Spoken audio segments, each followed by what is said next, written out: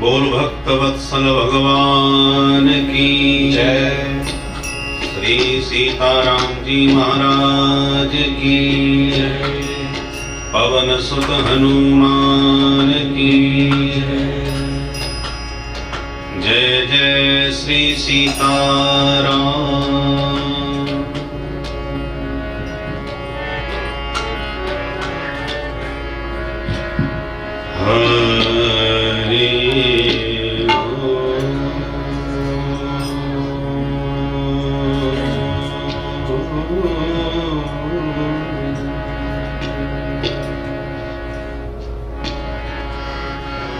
ध्येयं सदा परिभवग्नमभीष्टदोहम् तीर्थास्पदं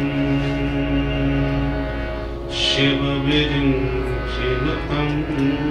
शरण्यम् भृत्यार्तिहं प्रणतपालभवाब्धिपूतम् वन्दे महापुरुषते चरणारविन्दम्।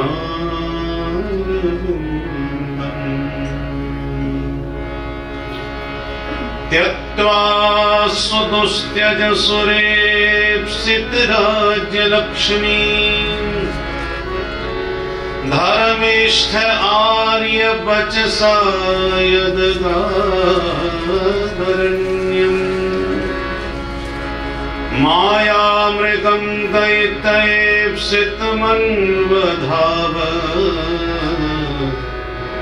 वन्दे महापुरुषते चरणारविन्दम्।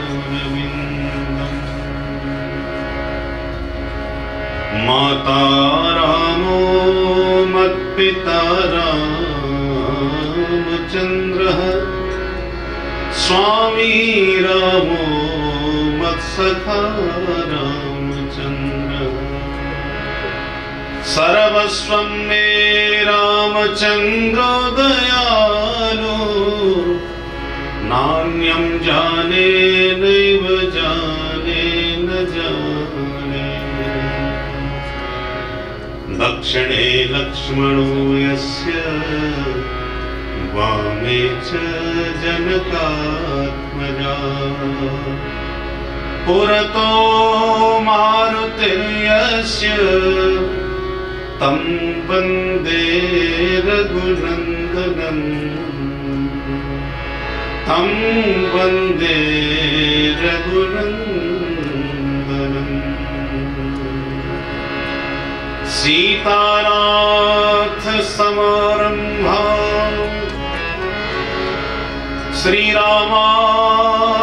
श्रीरामानन्दार्य मध्यमम् अस्मदाचार्य पर्यन्ता वन्दे गुरु परम्पराम्।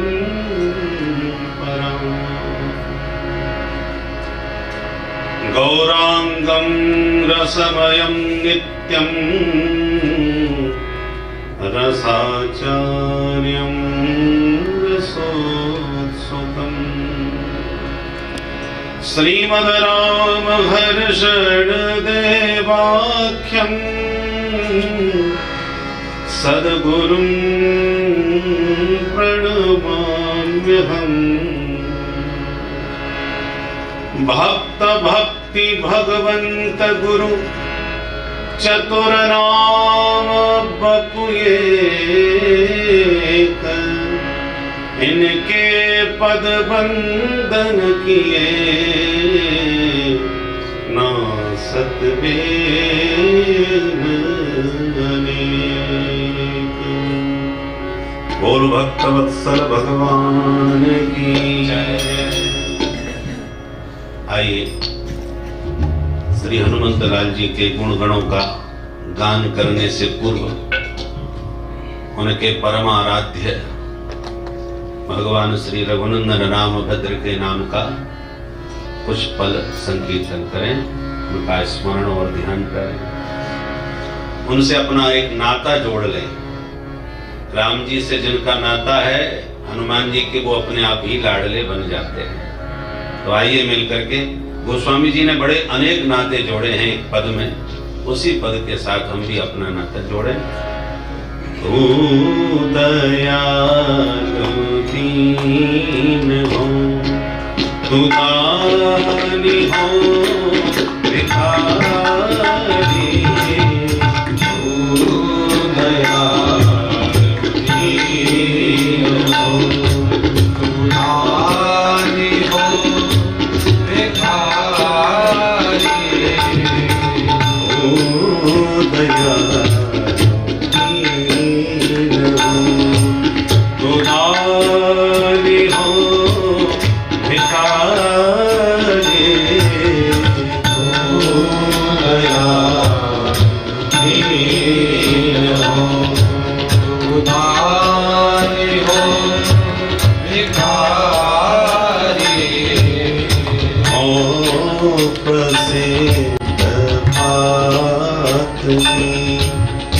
पाप पुण्य हारे, ओ प्रसिद्ध पात की, तू पाप पुण्य हारे, ओ दयालु दीन हो, नाथ तू अनाथ को अनाथ कौन मोसो, नाथ तू अनाथ को अनाथ कौन मोसो,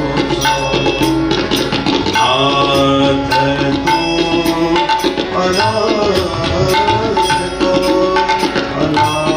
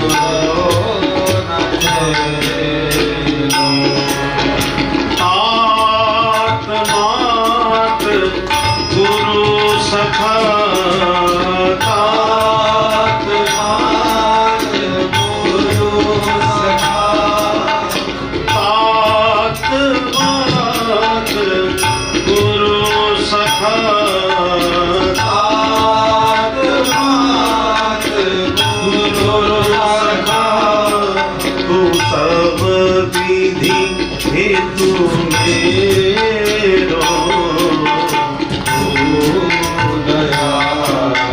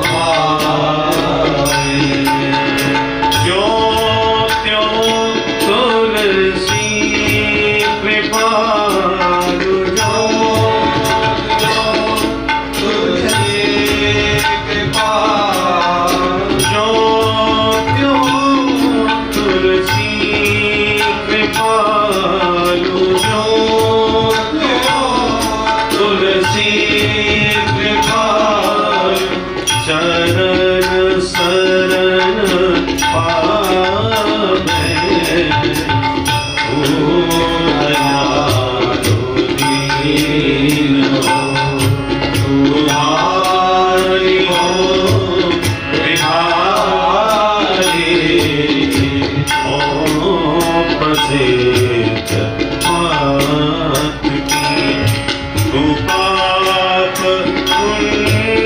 कुंजहारी ओ प्रसिद्ध पारी तू पाप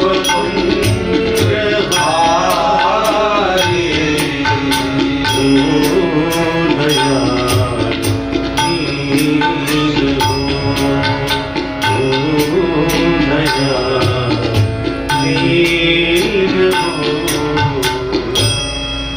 जय सिया राम जय जय सिया राम जय सिया राम जय जय सिया राम राजा राम राम राम सीता राम राम राम राजा राम राम राम सीता राम राम राम ओ राजा राम राम राम सीता राम राम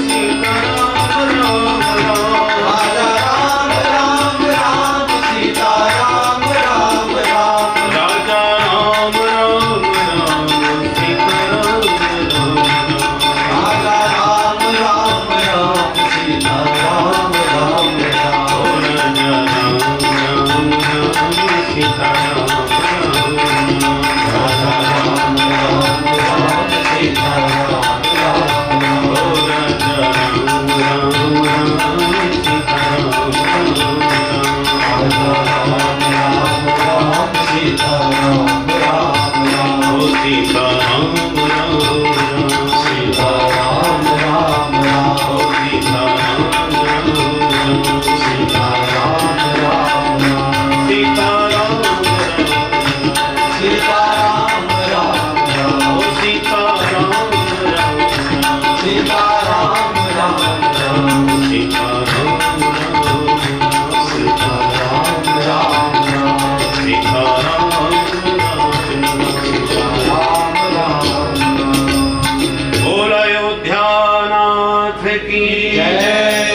श्री सीताराम जी महाराज की जय। अनंत बलवंत श्री हनुमंत लाल जी महाराज की जय। जय जय सीताराम। महावीर बिरबौ हनुमान महावीर बिरबौ हनुमान महावीर बिरबौ हनुमान महावीर बिरबौ हनुमान महावीर बिरबौ हनुमान महावीर बिरबौ हनुमान राम जासु जस आप बखाना राम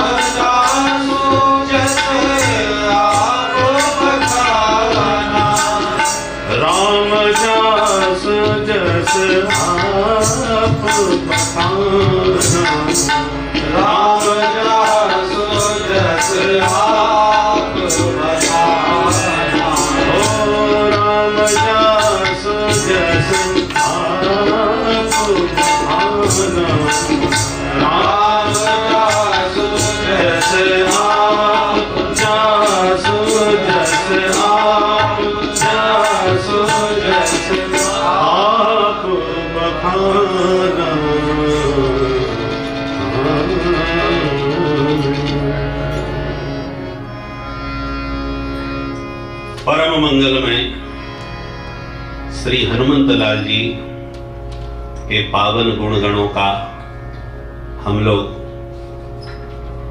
सत्संग के माध्यम से श्रवण कर रहे हैं। श्री हनुमंत लाल जी ऐसे भक्त हैं जिनके गुण, जिनकी महिमा स्वयं प्रभु अपने श्रीमुख से गाते हैं। भक्त तो भगवान के बहुत हैं, और हनुमंत लाल जी सकल गुण निधान भक्त हैं। हमारे जीवन में एक भी कोई गुण आ जाए तो उस गुणाभिमान में हम भरे रहते हैं। हम जैसा कोई गायक नहीं, हम जैसा कोई सुंदर नहीं, कोई भी गुण एक जीवन में आ जाए तो उसके गुण के अभिमान में हम मत्त हो जाते हैं। परंतु धन्य है श्री हनुमंत लाल जी, जिनमें एक गुण नहीं है, सकल गुण, समस्त दिव्याति दिव्य गुणों से परिपूर्ण होते हुए भी हमेशा अपने को अकिंचन मानते हैं, अपने को छोटा मानते हैं। बड़ा बनने के बाद छोटा बनना बड़ा मुश्किल होता है। एक बार कोई बड़ा हो गया तो फिर वो छोटा बनना नहीं चाहता। और हनुमंत लाल जी की विशेषता है कि हमें तो प्रभु का काम करना है, चाहे छोटा बन के करा लें चाहे बड़े बन के करा लें। अष्ट सिद्ध नवनिधि के दाता हैं।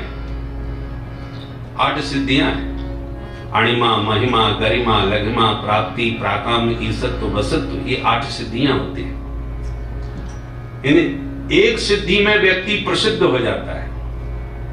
किसी को एक सिद्धि प्राप्त हो जाए तो प्रसिद्धि मिलते देर नहीं लगती। अणिमा माने अणु के बराबर, जिसको हम इन आंखों से देख नहीं सकते, उतना छोटा परमाणु,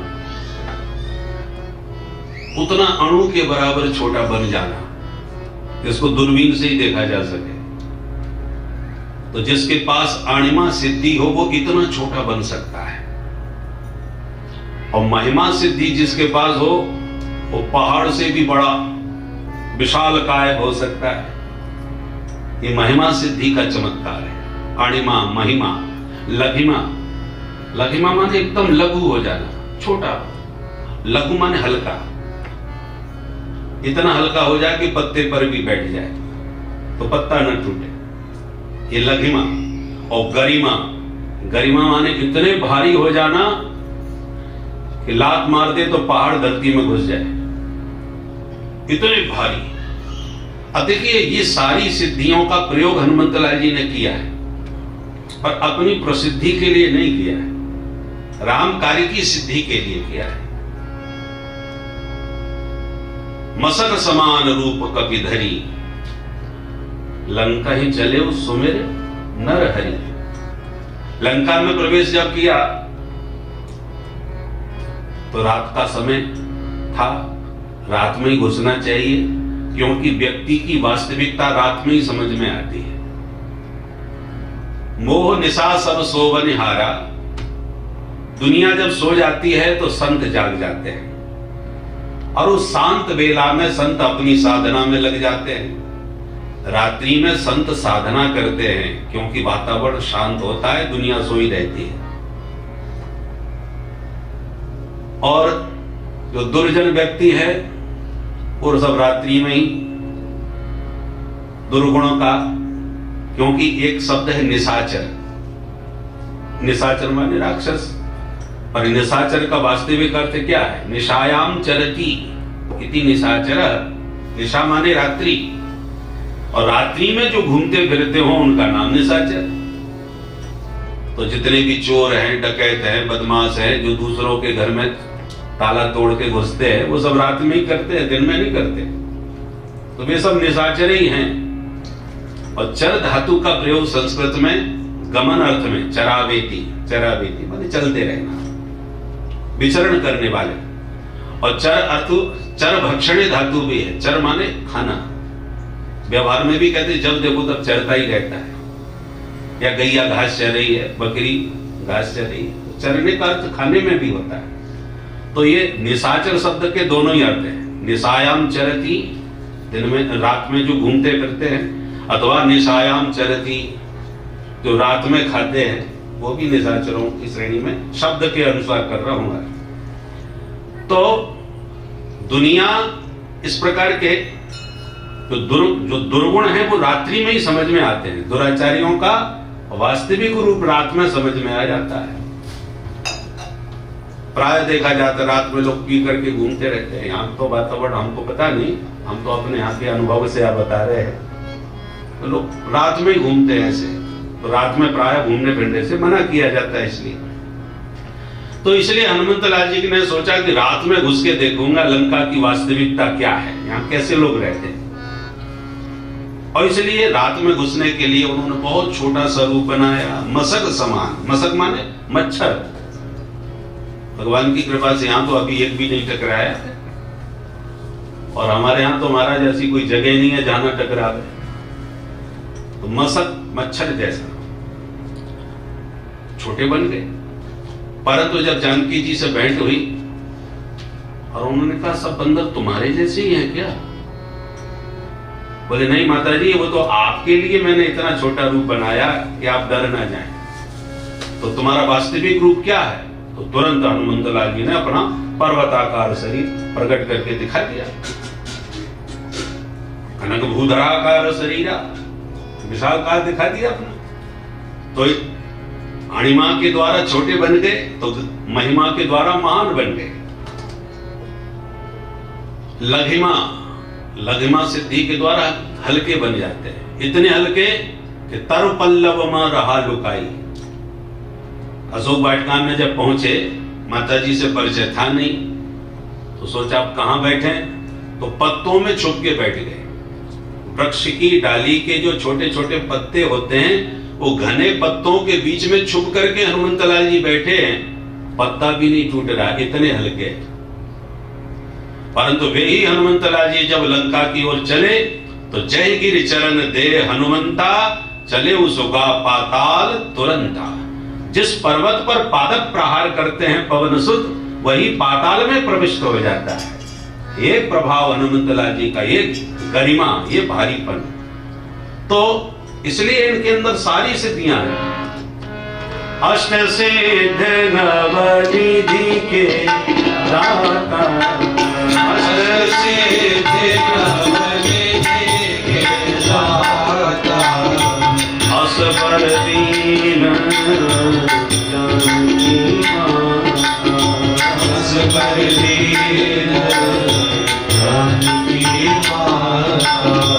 अष्ट सिद्ध नवनिधि के दाता, अष्ट सिद्ध नवनिधि, सिद्धि नवनिधि, सिद्धि नवनिधि के दाता।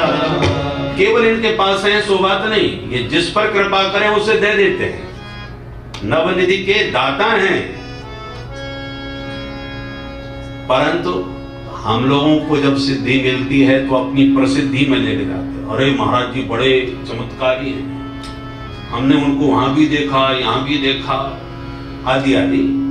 सिद्धि से प्रसिद्धि मिलते देर नहीं लगती। और भगवत प्राप्ति में सच्चे साधकों के लिए ये सिद्धि बहुत बाधक होती है। बोलो जय सिया राम। ऐसे समझो, जब छोटा नन्हा सा बच्चा माँ की गोद में आने को मचलने लगता है, रोने लगता है, माँ को पुकारने लगता है, और माँ को घर के तमाम काम करने हैं, वो व्यस्त है, तो माँ फिर छोटे छोटे खिलौने बच्चे को देती है कि बेटा थोड़ी देर और खेल लो, मैं कार्य से फ्री होकर के फिर तुम्हें लेती। और बच्चा यदि खिलौना में खेलने में मस्त, तो मैया भी घर के कामों में फिर व्यस्त। वो समझ जाती है कि बच्चा भी खेल लेगा, मेरे बिना रह लेगा। परंतु कितने भी महत्वपूर्ण खिलौने ला करके बच्चे को दे और बच्चा तुरंत उठा के फेंक दे, तब मां जान जाती है कि अब ये मेरे बिना रहने वाला नहीं है, अब इसको इस समय मेरी परम आवश्यकता है। तो फिर कितने भी घर के काम पड़े हों, सब काम छोड़ के मां उस बच्चे को उठा ही लेती है, अपनी गोद में स्थापित कर देती है। ठीक इसी प्रकार प्रभु का भी स्वभाव है। हम भगवान को माता पिता कहते ना, त्वमेव माता च पिता त्वमेव। भगवान हमारे माता पिता हैं, तो भगवान भी यही काम करते हैं। जहां हमने भगवान की तरफ रुख बनाया, प्रभु की तरफ प्रार्थना करना प्रारंभ किया, और जितना हम उनके निकट जाने लगते हैं, सोई ठाकुर जी हमें खुनखुना पकड़ाने लगते हैं। पहले तो मान बढ़ाई प्रतिष्ठा के खुनखुना देते हैं, और बड़े बड़े लोग इस मान बढ़ाई में फंस के रह जाते हैं, फिर भगवान को भूल जाते हैं। एक महात्मा जिनकी बहुत प्रसिद्धि हो गई, अंत में दुखी होके बोले, मान बढ़ाई जब से आई तब से किस्मत फूटी। अब बोलिए, सारा संसार मान बढ़ाई के पीछे पड़ा हुआ है कि हमारा मान नहीं हुआ, हमारा सम्मान नहीं हुआ। और महात्मा अंत में कहते हैं, मान बढ़ाई जब से आई तब से किस्मत फूटी। क्यों? बोले, स्वामी स्वामी भजने लागे, लगन राम से छूटी। महाराज जी दुनिया हमारा सम्मान करने लगी, पर ये दुनिया इतने पीछे पड़ गई भीड़ कि अब हमें भगवान का भजन करने की फुर्सत ही नहीं रही। जब देखो तब भीड़ में भरे रहते हैं, घिरे रहते हैं, प्रभु से लौ लगाने का समय नहीं रहा। इसलिए सच्चे संत जो भगवत प्रेमी हैं, वो मान प्रतिष्ठा को बाधक ही मानते हैं साधना में उसकी। वृंदावन के रसिक संत तो कहते हैं, प्रतिष्ठा सुकरी पिष्ठा, गौरवम रौरवम स्मृतम। इतनी नफरत, अलम विषय वार्ताया नरक कोट विभत्सया। तो मान प्रतिष्ठा से महात्मा लोग इसलिए परहेज करते हैं कि ये भगवत प्राप्ति में बाधक बनती है। क्योंकि कोई बिरला ही महात्मा होगा कि सिद्धि पा करके उसे प्रसिद्धि मिल जाए, और प्रसिद्धि के बाद में भी वो अपना संतुलन बना के रह जाए। क्योंकि प्रसिद्धि मिलते ही माथा घूम जाता है। इसलिए छोटे बन के ही रहने में फायदा है। छोटे बछड़ा पय पिए, बड़े होए भुसखात। छोटे से छोटे बछड़े होते हैं ना, माँ का दूध पी करके खूब उछल कूद करते हैं, मस्त रहते हैं। और तनिक बड़े हुए सो भूसा खाने को मिलता है, हल चलाने को मिलता है, गाड़ी हाँकने को मिलती है।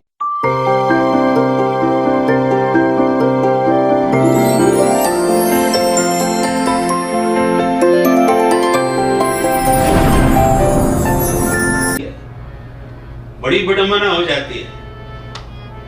बड़े बड़े तूफान आते हैं, तो उन तूफानों में बड़े बड़े वृक्ष उखड़ जाते हैं, धराशायी हो जाते हैं, पर दूर्वा का कुछ नहीं बिगड़ता। नन्ही सी दूर्वा होती है, किसी ने पैर रख दिया तो दब गई, और जब चला गया तो फिर जैसी की तैसी हो गई। उसमें कोई अभिमान नहीं होता, अकड़पना नहीं होता। अकड़ने वाले बड़े बड़े वृक्ष तो धराशायी तूफान में हो जाएंगे, और कितना भी बड़ा तूफान आ जाए, दूर्वा का कुछ नहीं बिगड़ने वाला, क्योंकि नन्ही सी है, छोटी सी है।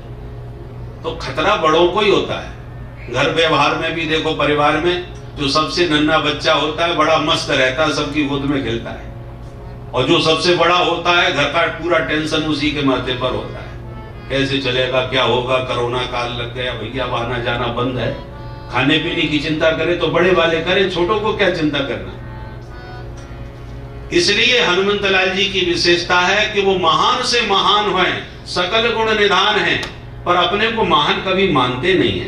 उन्होंने तो मान का हनन कर दिया, इसलिए तो हनुमान है।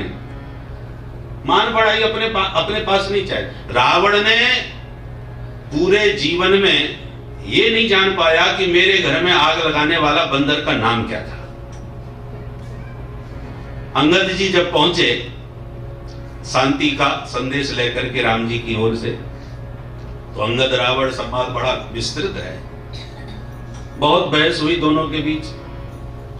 रावण ने अंत में ये पूछा, अंगद ये बताओ, तुम्हारे रामा दल में ऐसा कौन है जो मेरे से सामना कर सके, मुझसे टकरा सके। मैं सबकी लिस्ट लेकर के आया हूं, सबकी जानकारी मेरे पास है। जांबवंत मंत्री अति बूढ़ा, ये तुम्हारा जो कर्नल है, मिलिट्री का सेनापति जो तुमने बनाया है, जामवंत, वो महाबुढ़ा आदमी है। वो क्या लड़ने का समय उसका खत्म हो गया।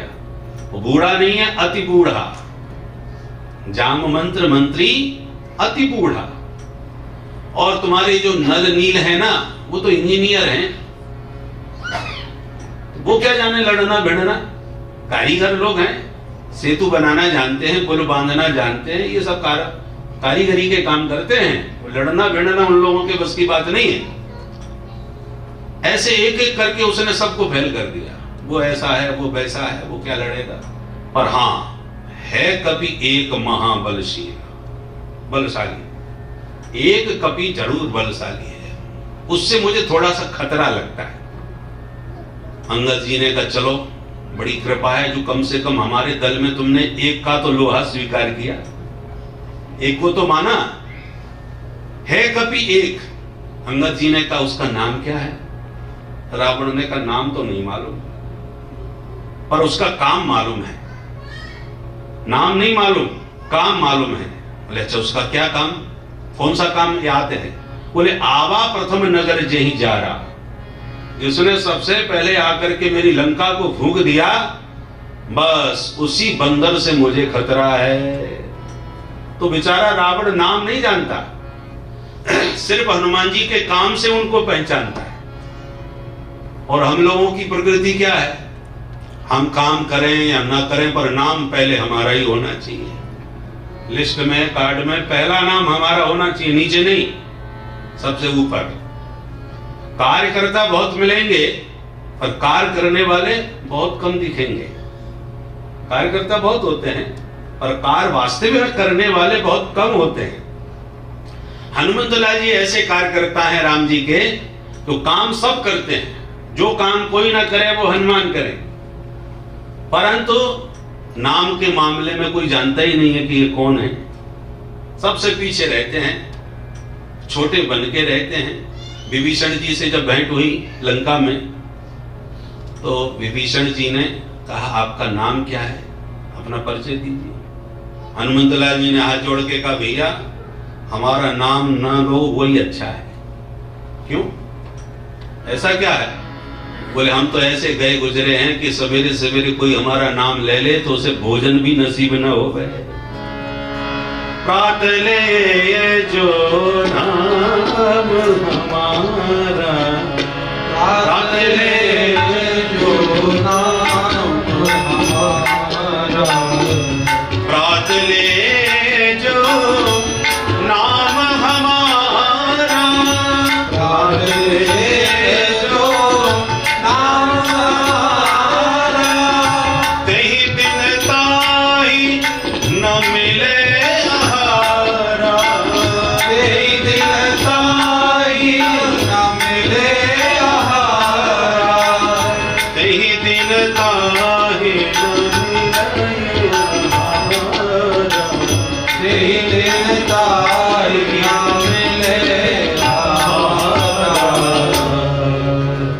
मेरा नाम कोई सवेरे सवेरे ले तो उसको भोजन भी प्राप्त नहीं होगा।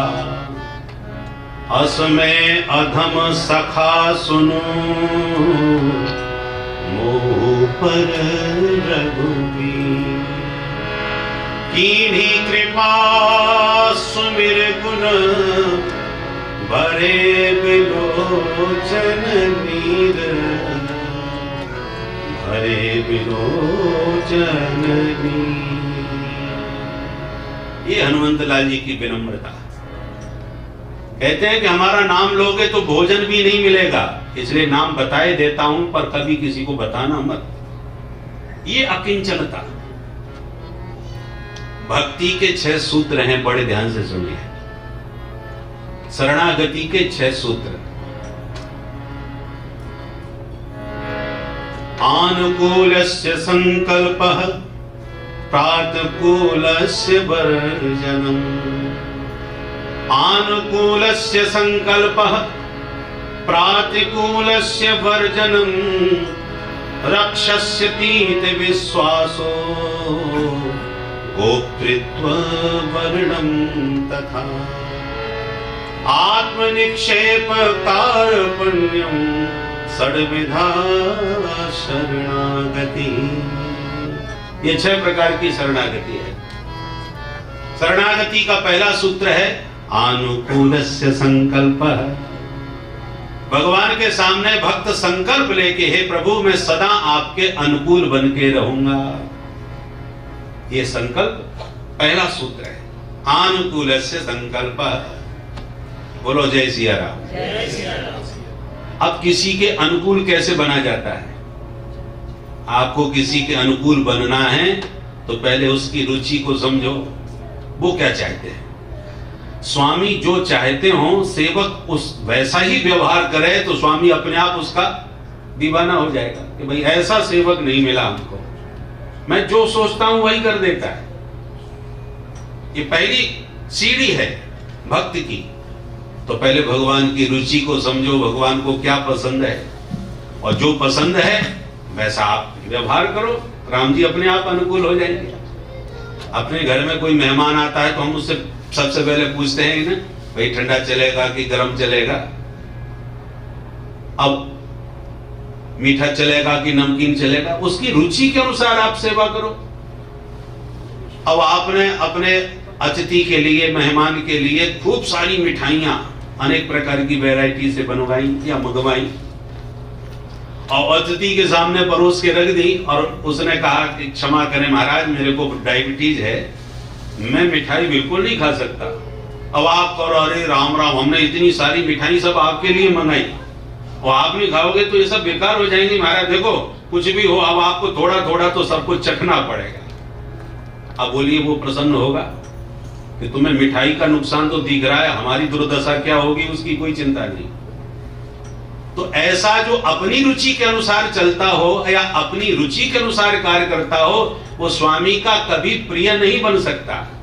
सेवक को स्वामी की रुचि से चलना चाहिए कि अपने को स्वामी की रुचि के, स्वामी को अपने अनुसार चलाना चाहिए। हनुमंत लाल जी ऐसे भगवान के भक्त हैं जो भगवान की रुचि को देख करके चलते हैं। भगवान की रुचि जिसमें है, जाय बीते राखे राम ताहि बीते रहिए। प्रभु जैसा चाहे वैसा करो, हमें जो पसंद है वो प्रभु करें, ऐसा नहीं चलता। बोलो जय सिया राम।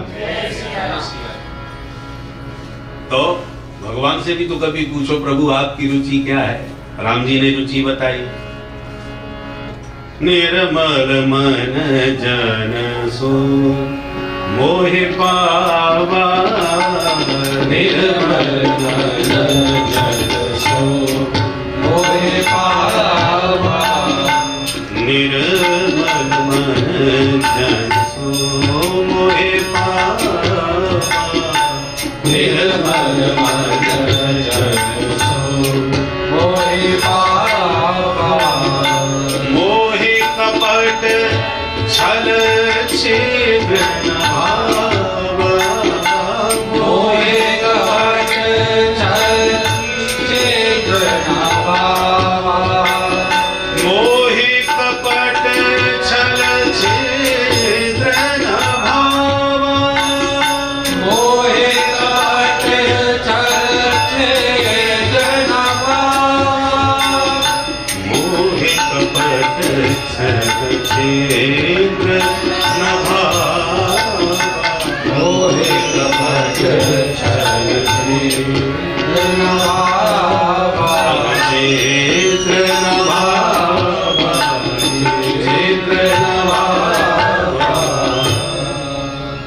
राम जी ने अपनी रुचि बता दी। राम जी कहते हैं भाई हमको तो एक ही चीज पसंद है, क्या? बोले निर्मल मन। आपका मन निर्मल होना चाहिए। किसी ने पूछा प्रभु तो अब ये भी बता दो हमारे मन में मल क्या है। पहले मल का तो पता चले, मल माने गंदगी। आपको निर्मल, निर्गता मल, जिसके भीतर मन में कोई मल ना हो वो निर्मल है। तो पहले ये तो पता चले हमारे मन में मैल है क्या जिसकी हम सफाई करें। भगवान बोले मल हम बताए देते हैं, मोहि कपट छल छिद्र न भावा, ये मन के ही मैल है। कपट, कपट का अर्थ क्या है? पट माने वस्त्र, संस्कृत में वस्त्र को पट कहते हैं। और प्राय वेदांत में, शास्त्रों में घट और पट के दृष्टांत बहुत मिलते हैं, क्योंकि घटपट हम लोगों के प्रयोग में आते हैं। घट माने घड़ा, पट माने वस्त्र। तो घटपट के दृष्टांत से बात झटपट समझ में आ जाती है। बोलो जय सिया राम। इसलिए शास्त्रों में घट और पट के ही दृष्टांत मिलेंगे। तो पट माने वस्त्र, और कुत्सितम पटः कपटः, काला कपड़ा, गंदा कपड़ा, एकदम काला कपड़ा यदि हमारे सामने लटका दिया जाए तो हम लोग निकट हैं, आमने सामने हैं, पर नजर नहीं आएंगे, दिखाई नहीं पड़ेंगे, क्योंकि पर्दा पड़ा है काला। उसी प्रकार व्यक्ति समाज के सामने कोई अपना दूसरा रूप दिखावे, वास्तविक रूप उसका कोई और हो, इसका नाम कपट है। हम वास्तव में कुछ और हैं और दिखाई कुछ और पड़ रहे हैं, इसी का नाम कपट है। भगवान कहते हैं ये मुझे बिल्कुल पसंद नहीं। आप जैसे हो वैसे आओ, तुम बुरे हो तो बुरे से ही हम अपनाएंगे, परंतु हो कुछ और बनो कुछ, वास्तविकता कुछ है और व्यवहार कुछ है, ये हमको पसंद नहीं है। निर्मल मन जन सो मोहि पावा, निर्मल मन जन सो मोहि पावा, मोहि कपट छल क्षेत्र न भावा, मोहि कपट छल क्षेत्र न भावा, मोहि कपट छल क्षेत्र न भावा, मोहि कपट छल क्षेत्र न भावा, निर्मल मन जन सो मोहि पावा, निर्मल मन जन सो। भगवान कहते हैं मुझे पाना है तो निर्मल बनो। निर्मलता क्या है? बोले मुझे छल कपट अच्छा नहीं लगता, जैसे हो वैसे आओ। रावण, विभीषण और शूर्पणखा ये सगे भाई बहन हैं, परंतु रावण जैसा था वैसा नहीं आया, साधु वेश बना के आया। वास्तव में व्यवहार में तो काम करने आया असाधुता का, और वेश बनाया साधु का। राम जी को बड़ा क्रोध आया, इसने तो साधु के वेश को अपमानित कर दिया, कलंकित कर दिया। आज के बाद किसी साधु पर कोई विश्वास नहीं करेगा। अपराधी की दृष्टि से आप विचार करके देखें, बाली का अपराध बड़ा है या रावण का? तुलनात्मक यदि विचार करके देखें तो बाली का कोई खास अपराध है ही नहीं। बाली और सुग्रीव की तो आपसी भाइयों की लड़ाई थी, राम जी से कोई लेना देना नहीं था। और भाइयों में तो कभी कभी विरोध होता ही रहता है। तो बाली सुग्रीव की आपसी लड़ाई थी, कोई लेना देना नहीं था। परंतु रावण ने तो बहुत बड़ा अपराध किया, माता जानकी जी का अपहरण कर दिया। और उससे भी बड़ा अपराधी इंद्र का बेटा जयंत, जो राम जी का बल तौलने के लिए कौआ बन के आया, और राम जी किशोरी जी का श्रृंगार कर रहे थे। अरण्यकांड में प्रसंग है, राम जी ने आज पहली बार जानकी जी का श्रृंगार किया फूलों से जंगल में। चित्रकूट की घटना है। वनवासी राम जी ने काग बन के आया, इंद्र का पुत्र, नाम था जयंत। इंद्र के बेटा बेटी हैं, पुत्र का नाम जयंत, पुत्री का नाम जयंती। भागवत में वर्णन है जयंती का विवाह श्री ऋषभ देव जी से हुआ, जो जैनियों के प्रथम तीर्थंकर हैं। तो ऋषभ देव जी से जयंती का विवाह हुआ, जिनसे 100 पुत्रों का जन्म हुआ, जिनमें सबसे बड़े पुत्र का नाम था भरत, जिस भरत के नाम से अजनाम खंड को भारतवर्ष के नाम से जाना गया। भागवत में वर्णन है, आशित देने दंबरसम भारतम इति व्यपदेशंति। तो तात्पर्य यह है कि इंद्र की बेटी जयंती ऋषभ देव जी को ब्याही, और जयंत ये बेटा, इसने राम जी का बल तोलना चाहा कि ये कैसा, हमने तो सुना ये राम जी भगवान है, ये भगवान कैसे, देखो स्त्री का श्रृंगार करने में लगे हो गए वन में बैठे बैठे, भ्रम हो गया। अब मैंने कल भी निवेदन किया था, बड़े बड़े महापुरुषों को भ्रम हो जाता है राम जी की लीला देख करके। सती जी को भ्रम हो गया है, सुग्रीव को भ्रम हो गया, बहुतों को हो गया, गरुड़ को भ्रम हुआ, जब राम जी को नागपाश में बंधा हुआ देखा मेघनाथ के द्वारा, तो गरुड़ को भ्रम हो गया कि भगवान के तो नाम से भव मुक्ति मिल जाती है, और ये भगवान ऐसे जिनकी मुक्ति हमने दी है। गरुड़ ने ही सांपों को खा करके राम जी को नागपाश से मुक्ति दिलाई थी। तो गरुड़ भी भ्रम में पड़ गए। तब कागभुसुंड जी के पास कथा सुनने गए, तब उनका भ्रम भागा। तो कहने का तात्पर्य है, जो भगवान के ही वाहन है गरुड़, 24 घंटे प्रभु के साथ रहने वाले हैं, जब ऐसे महापुरुषों को भ्रम हो सकता है तो सर्वसाधारण की तो बात ही क्या। जयंत को भ्रम हो गया, ईश्वर नहीं हो सकता।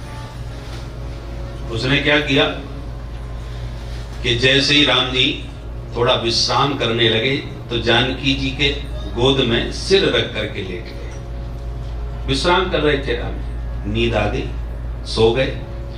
उसी समय ये जयंत आया और उसने किशोरी जी के श्री अंग पर चोंच का प्रहार किया, और प्रहार इतना जबरदस्त किया कि चला रुधिर रघुनायक जाना। किशोरी जी के श्री अंग से रक्त की धारा बह गई, खून बह गया। इतना खून बहा, पर धन्य है परम पतिव्रता भगवती विदेह नंदिनी जानकी जी कि इतनी दुस्सह पीड़ा को सहन तो कर लिया, पर प्रभु की सेवा में कोई बाधा ना पड़े, उनकी निद्रा में कोई विक्षेप ना हो जाए, उनकी नींद न टूट जाए, इसके कारण बिल्कुल स्थिर बैठी रही, अपने शरीर को बिल्कुल भी हिलने डुलने नहीं दिया, कष्ट सहती रही। किशोरी जी ने नहीं कहा ये दुष्ट ने ऐसा मेरे साथ व्यवहार किया। जब रक्त बहा और वो बहता हुआ राम जी से जब टकराया, तो वो जब राम जी के श्री अंगों को छुआ, तब राम जी की नींद खुली। तो चला रुधिर रघुनायक जाना। जब प्रभु से वह रक्त स्पर्श किया, तब राम जी की नींद खुली और समझ गए, क्योंकि जयंत कौआ बना बैठा था। राम जी को बड़ा भयंकर क्रोध आया। तुरंत भगवान ने बाण निकाला, तो माता जानकी जी ने हाथ पकड़ लिया। क्या कर रहे हैं आप? बोले इस दुष्ट को मृत्यु दंड अपेक्षित है, आवश्यक है। इसने बहुत बड़ा दुस्साहस किया है, इसलिए मैं इसे जीवित नहीं छोड़ूंगा, मृत्यु दंड दूंगा। किशोरी जी ने हाथ पकड़ लिया और कहा प्रभु आप क्या कर रहे हैं? लोग मुझे जगत जननी कहते हैं, जनक सुता जग जननी जानकी, अतिशय प्रिय करुणा निधान की। तो जब मुझको जगत जननी कहते हैं तो सारे समस्त जगत के जीव की मैं जननी हो गई। और एक पुत्र अपने मां के प्रति कितना भी दुर्व्यवहार करे, मां नाराज तो हो सकती है, डांट सकती है, पर मार नहीं सकती, क्योंकि पुत्र कितना भी कुपुत्र हो, मां कुमाता नहीं होती। कुपुत्रो जायेत क्वचिदपि कुमाता न भवति। कुपुत्र हो सकता है, कुमाता नहीं होती। और फिर मेरे को जगत जननी कहते हैं, तो ये जीव भी तो मेरा ही पुत्र है, कैसा भी अपराधी हो, पर मैं मृत्यु दंड नहीं देने दूंगी आपको। राम जी हैरान हो गए। हैरानी इस बात की कि किशोरी जी कितनी करुणामयी है, कृपामयी है, आर्द्र अपराधी को भी दंड देने से रोक रही है। अपराध दो श्रेणी के होते हैं, शुष्क और आर्द्र। आर्द्र माने गीला, शुष्क माने सूखा। सूखा अपराध है पुराना, और तात्कालिक जो अपराध है वो गीला होता है। कोई अपराधी अपराध करके भाग जाए और फिर 10 साल बाद पकड़ा जाए, तो जो अपराध के प्रति आक्रोश होता है वो ठंडा पड़ जाता है। भाई पुरानी बात हो गई, अब जाने दो, जो हुआ सो हुआ। व्यक्ति उस अपराध के प्रति बहुत संवेदनशील नहीं होता। पर कोई एक्सीडेंट करके भाग रहा हो या चोरी करके भाग रहा हो, उसी वक्त पकड़ में आ जाए, तो भले ही उतना बड़ा अपराध ना हो जितनी बड़ी उसे सजा मिल जाएगी उस वक्त, क्योंकि सभी लोग उस समय आक्रोश में भरे रहते हैं, क्योंकि तत्काल पकड़ा गया है। तो इस समय जयंत आर्द्र अपराधी है, पुरानी बात नहीं है। रक्त बह रहा है किशोरी जी के श्री अंग से, राम जी क्रोध में भरे हुए हैं और फिर भी किशोरी जी उस अपराधी के प्रति राम जी से सिफारिश कर रही है, प्रभु का हाथ पकड़ के रोक रही है और अनेक प्रकार की लंबी लिस्ट सुनाती कि देखो प्रभु, मां को कितना कष्ट यह जीव नहीं देता, पुत्र उसका मां के गर्भ में रहता है 9 महीने, कितने कष्ट देता है। गर्भस्थ शिशु कभी कभी हिलता है, डुलता है, पैर फटकारता है, तो उसके उदर में ये सब व्यवहार करने से मां को भयंकर कष्ट होता है। पर मां कष्ट को कष्ट नहीं मानती, बल्कि प्रसन्न होती है कि मेरा पुत्र गर्भ में स्वस्थ है। और जब जन्म लेता है तो ये समझो मां का ही दूसरा जन्म होता है। कितना कष्ट होता है। इतने कष्ट भोगने के बाद में भी जब जन्म ले लेता है तब भी बड़े कष्ट देता है, मलमूत्र बिस्तर में त्याग देता है। तो मां कभी कभी यदि अभाव ग्रसित है तो स्वयं गीले में सो करके उसको सूखे में सुला लेती है। मां का स्तनपान करते समय भी दंतक क्षत कर देता है। तो कितने कितने कष्ट देता है, पर मां उन कष्टों का कोई न तो ध्यान देती है, न उसका कोई मूल्यांकन करती है कि इसने इतने कष्ट दिए हैं, उसकी कोई गिनती नहीं रखती, अनदेखा करती है, क्योंकि कुमाता न भवती। परंतु पुत्र ऐसी स्थिति में कष्ट देने के बाद में भी पागल हो, विक्षिप्त हो, कैसा भी हो, फिर भी मां का तो लाडला होता है। यदि गुण हो फिर तो कहना ही क्या है, परंतु कोई गुण पुत्र में ना हो तब भी मां उसके प्रति अत्यंत स्नेह वात्सल्य रखती है। इसलिए प्रभु ये मेरा अपराधी है, आपका अपराधी नहीं। और पुत्र होने के नाते, मैं जगत जननी होने के नाते नहीं चाहती कि मेरे अपराध का दंड आप इसे दें, इसलिए छोड़ दीजिए। राम जी इस घटना से जान गए कि इनकी उपस्थिति में कभी मैं निशाचरों का संहार नहीं कर पाऊंगा। जब इतने बड़े स्वयं के अपराधी को ये मुक्ति दिला रही हैं, तो निशाचरों को इनके सामने मारना संभव नहीं है। ये तो अत्यंत करुणामयी हैं, कृपामयी हैं। तो अच्छा, राम जी ने कहा देवी, दंड न दिया जाए तो व्यक्ति उद्दंड हो जाता है, दंड तो देना चाहिए। तो ठीक है, बच्चे उद्दंड हो जाए तो माता पिता मारते हैं, डांटते हैं, तो थोड़ा डांट दीजिए, थोड़ा दंड, छोटा मोटा दंड दे दीजिए, पर मारिए मत। तब राम जी को बेबस होकर के बाण तो वापस लेना पड़ा और एक सीख उठा करके अपना प्रभाव दिखाने के लिए उस पर उस सीख में ही ब्रह्मास्त्र का प्रयोग कर दिया, मंत्र के द्वारा छोड़ दिया। जयंत भागा कौआ बन, और वह दिव्यास्त्र जो सीख में था वो उसके पीछे लगा। पूरे ब्रह्मांड में जयंत भागता फिरा, किसी ने भी शरण नहीं। अपने पिताजी के पास पहुंचा, इंद्र देवता के पास स्वर्ग में, पिताजी बचाओ। क्यों, क्या हो गया? बोले राम जी का बाण मेरा पीछा कर रहा है, मेरे से थोड़ी गलती हो गई। इंद्र ने कहा जल्दी भाग, नहीं तो तेरे कारण मैं भी स्वर्ग में संकट में आ जाऊंगा। माने बाप ने भी लात मार के भगा दिया, शरण में नहीं दिया। भगवान शिव की शरण में गया, ब्रह्मा जी की शरण में गया, कहीं भी शरण किसी ने नहीं दी, पूरे ब्रह्मांड में भागता फिरा। तब राम जी का प्रभाव समझ में आ गया कि राम विरोधी को पूरे ब्रह्मांड में कोई आश्रय देने वाला नहीं है। अब जाए तो कहां जाए?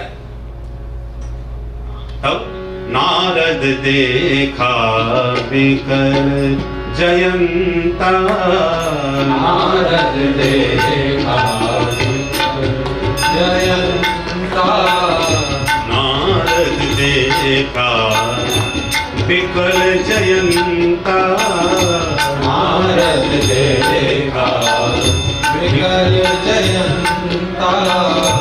लागी दया कोमल चित संता, लागी दया कोमल चित संता, लागी दया कोमल चित संता, लागी दया कोमल चित संता। नारद देखा बिकल जयंता नारद देखा विकल जयंता। नारद जी की दृष्टि पड़ी, बेचारा व्याकुल हुआ, भटकता फिर रहा है। तब राम संत तो बड़े संत हृदय नवनीत जमाना, नारद जी द्रवित हो गए और बोले भाई इधर आओ, कहां भागते फिर रहे हो? बोले गुरुदेव बचाओ, ये बाण मेरा पीछा कर रहा है। किसका? बोले राम जी का। अपराध बता दिया। और आश्चर्य की बात, बाण पीछे तो लगाए, मार नहीं रहा, छू नहीं रहा, डरा रहा है। और वो डर के मारे कांप रहा है, भागता फिर रहा है। कहते भगवान को मारना ही होता तो 1 मिनट में बाण नष्ट कर सकता था, और मारना नहीं है, डराना है, उसको उसकी औकात बताना है, अपने प्रभाव को, उसे प्रभाव की परीक्षा लेने आया था तो प्रभाव दिखाना था प्रभु को। और किशोरी जी ने निषेध किया है मारना मत, इसलिए मार नहीं रहे। भगवान के बाण कोई सामान्य बाण नहीं है, वो जितना आदेश देते हैं उतना ही काम करते हैं। ये राम जी के बाण है, जो राम जी की इच्छा के अनुसार चलते हैं। नारद जी ने कहा तो अब एक ही उपाय है कि अपने प्राण बचाना चाहो तो जिसका अपराध किया है उसी की शरण में जाओ। अरे बोले महाराज उन्होंने तो मारने के लिए बाण छोड़ा है, उन्हीं के पास मैं कैसे चला जाऊं, मैं बचूंगा नहीं। बोले तुम अभी प्रभु के प्रभाव को देखो, उनके स्वभाव को तुमने नहीं समझा है। वो राम जी बड़े करुणामय हैं, कृपामय हैं। तुम एक बार जाके उनके चरण पकड़ लेना, वो सब अपराध क्षमा कर देंगे। तो मैं जाके कहूं क्या बाबा, ये तो बताओ। संत युक्ति बताते हैं। नारद जी ने कहा देखो, जब तुम चरणों में गिरोगे तो वो पूछेंगे क्यों आया है अब, तो कह देना प्रभु मैं तो आपका प्रभाव देखने आया था। जब वो पूछेंगे फिर क्या देखा, तो बता देना हमने देख लिया आपका प्रभाव, और इतनी अच्छी तरह से देख लिया कि पूरे ब्रह्मांड में मेरी हालत खराब हो गई। ब्रह्मा विष्णु महेश और जहां तक कि मेरे पिताश्री ने भी लात मार के भगा दिया। किसी ने आपके विरोध में मुझे शरण नहीं दी, इससे पता चल गया कि आप कितने प्रभावशाली हैं। तो जब वो पूछेंगे अब क्यों आया है, तो कह देना प्रभु अब प्रभाव तो मैंने देख लिया, अब आपके स्वभाव को देखने आया हूं। सुना है आपका स्वभाव बड़ा कोमल है, तो मैं जानना चाहता हूं कि आपका स्वभाव कैसा है। क्योंकि भोले बाबा ने कहा है उमा राम स्वभाव जय जाना, उमा राम स्वभाव जय जाना। ताहि भजन तज भावना आना, ताहि भजन तज भावना आना। ताहि भजन तज भावना आना, ताहि भजन तज भावना आना। उमा राम स्वभाव जय जाना, उमा राम स्वभाव जय जाना। भवानी मेरे प्रभु के स्वभाव को जो एक बार जान लेगा, उसे संसार में भजन के अलावा, राम जी के अलावा कुछ भी नहीं पाएगा। इतना सुंदर कोमल स्वभाव हमारे प्रभु का है। तो सरकार आपके स्वभाव की बड़ी महिमा सुनी है, तो प्रभाव तो देख लिया, अब स्वभाव और देखना है कि हम जैसे पतित, हम जैसे अपराधी को भी आप अपनी चरण शरण ग्रहण करने देंगे कि नहीं। राम जी खुश हो गए इसी बात। नारद जी ने युक्ति बता दी, और जयंत जो हिम्मत नहीं जुटा पा रहा था प्रभु के पास लौटने की, वो संत के कहने पर, समझाने पर, संत सदगुरु हैं इसलिए उनका संकेत पा करके चले आए और सीधे घबराहट में राम जी के चरणों में आकर के गिरे। परंतु घबराहट में गड़बड़ी तो हो ही जाती है। घबरा करके जब गिरा तो पूंछ तो हो गई चरणों की तरफ, मुंह हो गया दूसरी तरफ। चरणों में सिर झुका करके प्रणाम करना चाहिए, तो सिर तो उल्टा और पूंछ हो गई चरणों की तरफ। किशोरी जी ने देखा इस अभागे को प्रणाम करना भी नहीं आता, तो तुरंत उसको पकड़ के सीधा किया और उसका सिर राम जी के चरणों पर रख दिया। प्रभु देखो देखो कैसा भयाक्रांत आपके चरणों में पड़ा हुआ है, अब तो इसके ऊपर कृपा करो, अब तो इसको माफ करो। राम जी आश्चर्यचकित हो गए कि किशोरी जी अपने अपराधी पर भी जब इतनी कृपा करती हैं तो इनके सामने कभी किसी को दंड देना संभव ही नहीं हो सकता। अच्छा ठीक है, उसने तो प्रणाम नहीं किया, किशोरी जी ने प्रणाम करने का ढंग बताया, उसको प्रणाम करवाया और प्रभु से हाथ पकड़ के कहा अब इस पर कृपा करो। राम जी ने कहा अब क्या कृपा करूं, ये तो अपराधी है। हाँ बोले कोई छोटा मोटा दंड दे करके इसको माफ करो। तब राम जी ने किशोरी जी के कहने पर उनके बार बार विरोध, मृत्यु दंड देने के लिए तैयार थे राम जी, परंतु फिर केवल उसकी एक आंख फोड़ दी और एक आंख से काम चला लिया करो। इसलिए कहोगे के पास एक ही आंख होती है, इधर देखेगा तो इधर और इधर देखेगा तो उधर, उसकी एक ही आंख दोनों तरफ काम करती है। बोलो जय सिया राम। और इतना अपराध दे के उसको माफ कर, अपराध का दंड दे के माफ कर दिया। इसलिए राम जी ने कहा कि जब तक मैं निशाचरों का वध करूं देवी जी, तब तक आप अग्नि में निवास कीजिए, तुम पावक मह करो निवासा, क्योंकि तुम्हारी उपस्थिति में निशाचरों का वध संभव नहीं है, इसलिए तुम अग्नि में वास करो जब तक मैं निशाचरों का संहार करूं। ऐसी करुणामयी वात्सल्यमयी किशोरी जी हैं, इसलिए हमारे यहां मां का स्थान पहला है, पिता का दूसरे नंबर पर है। श्रुति भी कहती है मातृदेवो भव, फिर पितृदेवो भव, फिर आचार्य देवो भव, उसके बाद अतिथि देवो भव। ये वेदों का संदेश है सूत्रात्मक। पहले नंबर पर मातृदेवो भव, इसलिए जब भी त्वमेव माताश्च पिता त्वमेव, मां का नाम पहले आता है। माता रामो मत पिता रामचंद्र। और नाम में भी देखो हमारे जुगल जोड़ी सरकार सब विराजमान है, परंतु जब भी हम नाम लेंगे तो राधे श्याम, सीताराम, लक्ष्मी नारायण, गौरी शंकर, मां का नाम पहले है, पिता का नाम बाद में। क्योंकि मां के मातृत्व से, वात्सल्य से जो परिपूर्ण बालक होता है वही पिता का स्नेह भाजक बन पाता है। कोई बच्चा खेलते खेलते धूल मिट्टी में गंदा संदा हो गया हो, कपड़े गंदे, हाथ पैर गंदे, और सीधा पिता को देख करके पापा पापा करके गोद में आने को आवे तो पिताजी धक्का मार दे, चल दूर है, हमारे सारे कपड़े गंदे कर देगा, जा अपनी मैया के पास। दुत्कार देंगे, डांट देंगे, क्यों कपड़े गंदे ना हो जाए पिताजी के। परंतु धूल मिट्टी की तो बात कहे कौन कहे, बालक यदि मलमूत्र में भी लिपटा हो तो मां दुत्कारती नहीं है, तुरंत उसे उठा के ले जाती है, स्नान कराती है, नए कपड़े पहनाती है और क्रीम पाउडर लगा करके जब तैयार कर देती है तो ऐसा सुसज्जित हो जाता है कि जब पिता की दृष्टि पड़ती है, अरे वाह हमारा राजा बेटा, तो तुरंत लेके उसको गोद में मांगने लगते हैं, भाई हमारा भी तो बेटा है, थोड़ा हमें भी।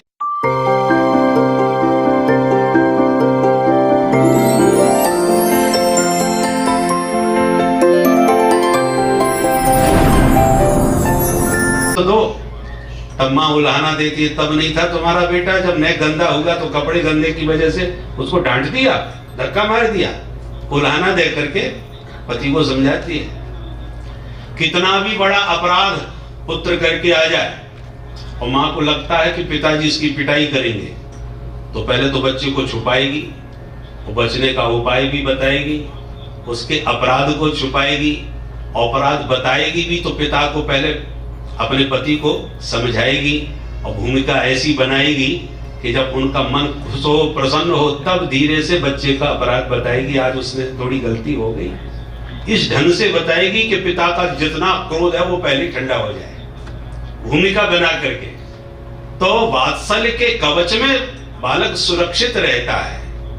पिता और माता ना हो तो फिर पिताजी का मूड खराब हो गया तो अच्छी तरह धुनाई हो जाती है। यहाँ तो नहीं कोई हाथ उठाता, परंतु हमारे यहाँ तो बोलो जय सिया राम। पिता का मूड खराब है और माँ घर में नहीं है, वो मायके गई है, तो फिर तो अच्छी तरह से उसकी सेवा कर ही देते हैं। और वही राम जी ने भी किया। देखिए जयंत ने कितना बड़ा अपराध किया, परंतु मारने नहीं दिया, उसको बचा लिया, क्योंकि जानकी जी हाथ पकड़ने के लिए बैठे थे। पर बाली ने अपराध किया, राम जी का तो कुछ अपराध नहीं किया, दोनों भाइयों की आपसी लड़ाई थी, पर बाली का भगवान ने वध कर दिया, मृत्यु दंड दिया। क्यों? क्योंकि हाथ पकड़ने वाला कोई था ही नहीं। बाली का वध किया तब माता जी नहीं थी, जानकी जी साथ में नहीं थी, कौन हाथ पकड़ता? इसलिए बाली को सीधा मृत्यु दंड मिला। बाली ने प्रश्न भी खूब किए, तर्क किया भगवान के साथ। धर्म है तो अब तरेऊ गुसाई, मारे मोह व्याध की नाई। मैं बैरी सुग्रीव प्यारा, अब गुण कमन नाथ मोहे मारा। किस अपराध से आपने मुझे मारा? तर्क भगवान से बहस करने वाले 3 भक्त हो गए, काली, बाली और बलि। बलि का प्रसंग भागवत में आता है। राम जी हमारे प्रभु बामन बन करके गए। बामन भगवान की जयंती आने वाली है, भादों के महीने में उनका जन्म हुआ था। भाद्रपद शुक्ल पक्ष, अभी तो कृष्ण पक्ष चल रहा है। भादों के शुक्ल पक्षी की जो द्वादशी तिथि है, उस दिन बामन भगवान का अवतार हुआ था, इसलिए उसको बामन द्वादशी कहते हैं। तो बामन भगवान गए बलि को छलने के लिए, पर बलि ने ऐसी भूमिका बनाई कि भगवान को ही अपना द्वारपाल परमानेंट बना लिया। अब भी भगवान द्वारपाल बने विराजमान है बलि के दरवाजे। कथा लंबी है, भागवत में सुनाएंगे। बोलो जय सिया राम। वो तो बलि और काली नाग का प्रसंग भागवत में है। काली तय पर काली नाग ने पूछा कि प्रभु एक बात बताओ, ये संसार किसने बनाया? भगवान बोले हमने। तो सर्प किसने बनाए? बोले हमने। तो सर्पों के मुख में जहर किसने डाला? बोले हमने। सर्पों को महाक्रोधी स्वभाव किसने दिया? भगवान बोले हमने। काली नाग ने कहा तो तेरा तुझको अर्पण क्या लागे मेरा। आपने जो चीज हमको दी है, हमने वही चीज आपको दे दी, तो आपने हमको अपराधी मान करके हमारे फनों पर नाच नाच करके हमारी दुर्दशा क्यों करी? हमारे सारे फन आपने तोड़ दिए, दांत जहर के निकाल दिए, हमको किस अपराध से मारा? यदि मेरा विष वमन करना अपराध बनता है तो भवान ही कारणम तत्र सर्वज्ञो जगदीश्वर अनुग्रहम निग्रहम वा मन्यसे तद्विधेन। काली नाग ने कहा अब आप सर्व समर्थ हैं, अनुग्रह करो या निग्रह करो ये आपकी मर्जी है, और मैंने जो ये किया है वो भवान ही कारणम तत्र, मैंने जो किया है उसके मूल कारण आप हैं। विष वमन करना अपराध है तो ऐसा विष आपने हमको क्यों दिया? सागर मंथन हुआ था तो विष भी निकला था, तो अमृत भी तो निकला था सरकार। यदि आपने विष की जगह अमृत की 2 बूंदें हमारे मुंह में डाल दी होती तो आज हम भी घर घर में दूध पीते, बड़े प्रेम से पाले पोसे जाते, लोग हमारे तोता मैना की तरह घर में हमें पालते। परंतु जहर आपने हमारे मुंह में डाल दिया है, जिसके कारण लोग हमसे नफरत करते हैं। अपने शांति पूर्वक भी हम अपनी रास्ता चुपचाप जा रहे हो तो देखते ही लोग हमारा मुंह कुचल के मारे ही डालते हैं, कोई जिंदा नहीं छोड़ता। ये घृणा हमारे प्रति इसलिए है क्योंकि हम जहरीले हैं, विषैले हैं। अब बोलिए अपराधी हम हुए कि आप? भवान ही कारणम तत्, आपने ये विष हमको क्यों दिया, अमृत क्यों नहीं दिया? और आप हमको अपराधी मान करके अब आप ही हमको मार रहे हो, डांट रहे हो। ठाकुर जी खुश हो गए कि भाई ये है तो सांप परंतु पढ़ा लिखा लगता है। ऐसा तर्क दिया कि भगवान को ही कटघरे में खड़ा कर दिया। तब राम जी ने हंसकर, तब कन्हैया हमारे हंस करके बोले भाई यदि हमने तुमको विषैला बनाया है तो तुम्हें रहने के लिए रमणक द्वीप भी बना करके दिया है, जहां सर्प जाति का ही वास है। तो हमने भाई बंधुओं के बीच में रहो, फिर चाहे जितना जहर फैलाओ, कोई समस्या नहीं है आपसे हमारी। परंतु तुमने अपना रमणक द्वीप छोड़ करके यहां रह करके गंदगी फैलाना चालू किया, ये तुम्हारा अपराध नहीं है? तब कान पकड़ के माफी मांगी और कहा सरकार हमारा अपराध नहीं है, क्या करें? गरुड़ रमणक द्वीप में जाता है, तमाम सांपों को खा जाता है, परंतु यहां उसको शाप लगा है कि वो यहां नहीं आ सकता। शाप किसने दिया? बोले एक सौभरी मुनि थे, यमुना जी के जल में खूब ध्यान करके भजन करते थे, और भजन करते करते एक दिन उनकी समाधि खुली। आंख खुलते ही पानी के अंदर यमुना जी, वृंदावन के पास में गांव है सुनरक गांव जो है, वहीं पर सौभरी मुनि का आश्रम। तो सौभरी मुनि ने क्या देखा कि गरुड़ घूमते हुए आए, उन्हें लगी भूख, तो उन्होंने एक मछली को पकड़ लिया यमुना जी से। वो मछली सामान्य नहीं थी, मत्स्यों का राजा था, उसको मुंह में दबा लिया। मछलियां रोने लगी, महाराज बचाओ हमारे स्वामी को। सौभरी मुनि ने कहा, हे गरुड़, उस मछली को छोड़ो, हमारे भजन की स्थली में बाधा मत डालो। और जब तक महात्मा समझाते गरुड़ को, तब तक तो गरुड़ ने एक झटके में गोविंदाय नमो नमः पा लिया, उस मत्स्य को खा लिया। सौभरी मुनि का मूड खराब हो गया, उन्होंने शाप दे दिया, अत्र प्रविश्य गरुड़ो यद मत्स्यांश खादति सत्य प्राणैर्युज्येत सत्यमेतद् ब्रवीम्यहम्। आज के बाद गरुड़, तुमने कभी भी किसी जीव की यहाँ हिंसा करी तो मैं शाप देता हूं, तुम्हारे सिर के सैकड़ों टुकड़े हो जाएंगे, तुम मारे जाओगे। जब से साप मिला तो गरुड़ जी वहां से उड़ लिए, तब से दोबारा कभी उधर जमुना तट पर नहीं गए।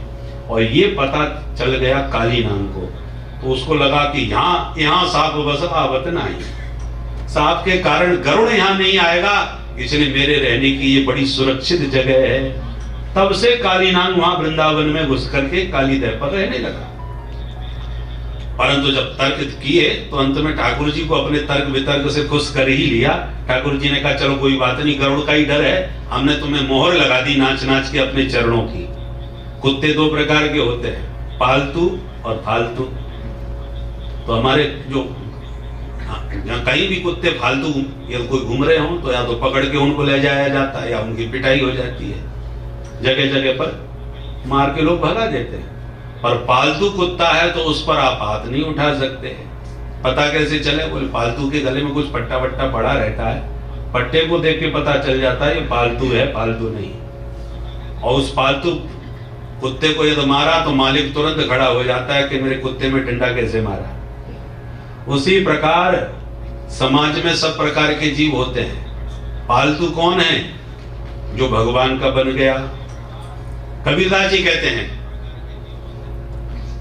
मन कुत्ता दर दर फिरे, दर दर दूर दूर होए, एक ही दर को हुए रहे तो दूर दूर करे न कोई। एक दरवाजे पर होकर के, एक निष्ठ होकर के रहो।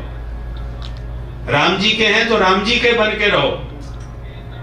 ये नहीं कि जो सामने आ गया त्वमेव शरणम मम, त्वमेव शरणम मम, ये फालतू है। फालतू वह है जो एक निष्ठ होकर के रहे। ऐसे समझो जैसे एक कन्या का जब विवाह होता है तो पति से उसका संबंध जुड़ता है, पति के नाते सास ससुर देवर जेठ और भी परिवार के सारे कुटुंबियों से उसका नाता जुड़ जाता है। पर वो नाता सब जुड़े किससे है? पति के नाते से। तो पति माने इष्ट देव। इष्ट तो हमारा एक ही होना चाहिए, चाहे राम जी हो, चाहे भोले बाबा हो, चाहे देवी मैया हो, जो भी हो, इष्ट एक होना चाहिए। और उस इष्ट के नाते आदर सम्मान सबका होना चाहिए। सबका आदर करो और समर्पण एक में करो। ये बात समझने की है।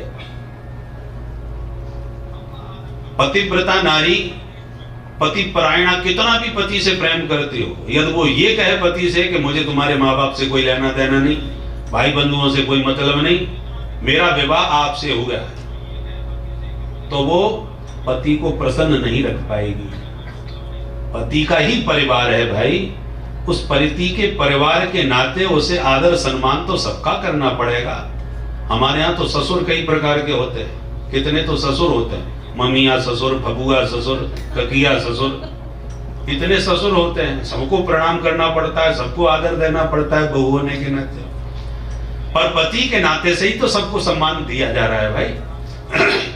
उसी प्रकार हमारा इष्ट तो एक ही हो, चाहे राम जी हो, चाहे श्याम जी हो, जो भी हो, परंतु आदर सबका होना चाहिए। झगड़ा नहीं कि हम राम भक्त हैं, हम कृष्ण भक्त हैं, हम भोले के भक्त हैं, हम काली के उपासक हैं। झगड़ा हमेशा अंधों में होता है, आंख बालों में झगड़े नहीं होते। बोलो जय सिया राम। एक गांव था, उस गांव में टोटल सब अंधे ही अंधे रहते थे, कोई आंख वाला नहीं। एक बार अचानक उस गांव से हाथी निकला। हाथी के ऊपर घंटा लटका था, वो बजता हुआ जा रहा था, महावत उसके ऊपर बैठा था। अंधों ने आवाज सुनी तो ये कौन आ रहा है भाई, ये आवाज कैसी आ रही है? घंटे की आवाज सुन के सारे अंधे इकट्ठे हो गए घर से निकल के। आवाज लगाई, भैया कौन है? महावत जो हाथी के ऊपर बैठा था उसने कहा मेरा हाथी है।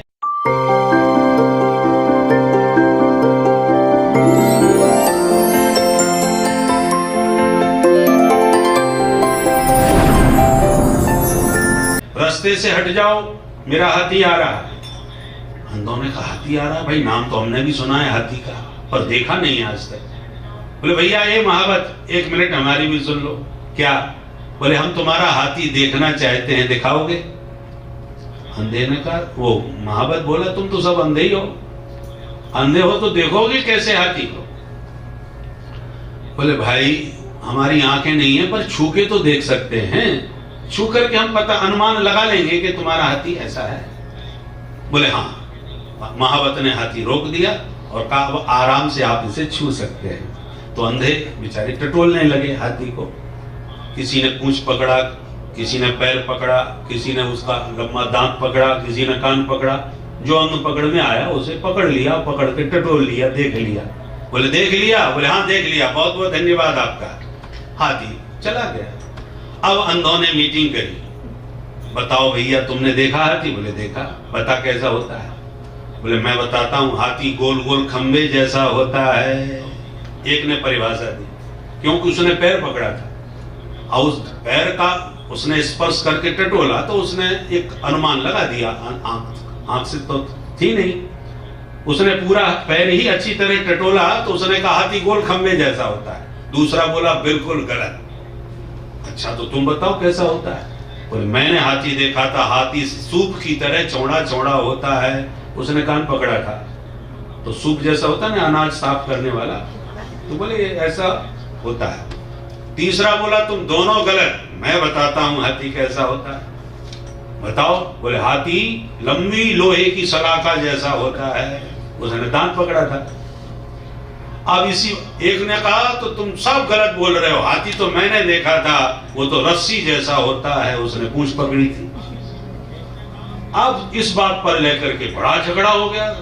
वो कहता है तुम गलत, वो कहता है तुम गलत, मैंने स्वयं उसको देखा था। अब आंख होती तो पूरा दिखाई पड़ता, जिसने जितना टटोला उतना ही उसको हाथी मान लिया। परिणाम यह हुआ कि हाथी को लेकर के भयंकर वाद विवाद गांव में छिड़ गया। पूंछ वालों की अलग पार्टी, दांत वालों की अलग, पैर वालों की अलग, कान वालों की अलग। हाथी को लेकर के गांव में विवाद छिड़ गया और बंटवारे हो गए। उसके उसके मानने वालों में भेद हो गया। जो कान की तरह मानते हैं उनका एक दल अलग, और जो पैर की तरह मानते हैं उनका दल अलग।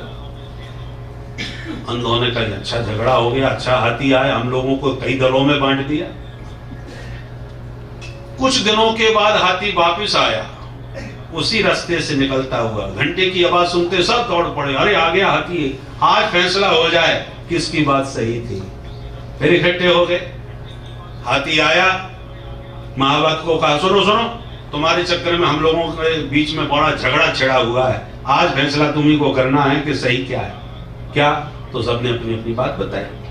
मैं कहता हूं हाथी गोल गोल खंबे जैसा है, क्या मैं सही हूं? महावत बोला बिल्कुल सही हो, ऐसा होता है मेरा हाथी, ऐसा है मेरा हाथी। दूसरा बोला मैंने तो कहा था कि सूप जैसा होता है, तो क्या मैं गलत हूं? बोले नहीं आप भी गलत नहीं हो, आप भी ठीक कह रहे हो, हाथी मेरा ऐसा भी है। अब जिसने जितनी परिभाषाएं दी महावत ने सब स्वीकार कर ली, हाँ ऐसा भी है, हाँ ऐसा भी है, आप लोग सब सही कह रहे हैं। तो सब चक्कर में पड़ गए, हम सब सही कह रहे हैं तो फिर झगड़ा क्यों है? जब सब बात सही है तो तेरे पास क्यों 10-20 प्रकार के हाथी थे क्या? हम लोग सब सही कैसे हो सकते हैं? महावत ने कहा आप लोग सब अपने अपने स्थान पर सही बोल रहे हैं, इसमें कोई संदेह नहीं। विडंबना सिर्फ इतनी है कि तुम अंधे हो। यदि भगवान ने आंख दी होती और आपने पूरा हाथी उस आंख से देख लिया होता तो तुम में ये झगड़ा कभी ना होता, क्योंकि आप जान जाते कि ये पैर की परिभाषा दे रहा है, मैं कान के विषय में बता रहा हूं। हाथी के ही सारे अंग हैं, परंतु एक एक अंग को ही आपने पूरा हाथी मान लिया है, इसलिए झगड़े हैं। बोलो जय सिया राम। उसी प्रकार जिनके पास विवेक की आंख होती है वो कभी झगड़े में नहीं पड़ते कि हमारा ईश्वर बड़ा है, हमारा भगवान बड़ा है, तुम्हारा छोटा है। ये छोटे बड़े भगवान के विवाद जो चलते हैं वो अंधों के बीच में होते हैं। विवेक की आंख जिनके पास होती है वो कभी किसी प्रकार का झगड़ा नहीं करते, क्योंकि वो अपने विवेक की आंख से पूरे ब्रह्मांड में उस ईश्वर का दर्शन करते हैं।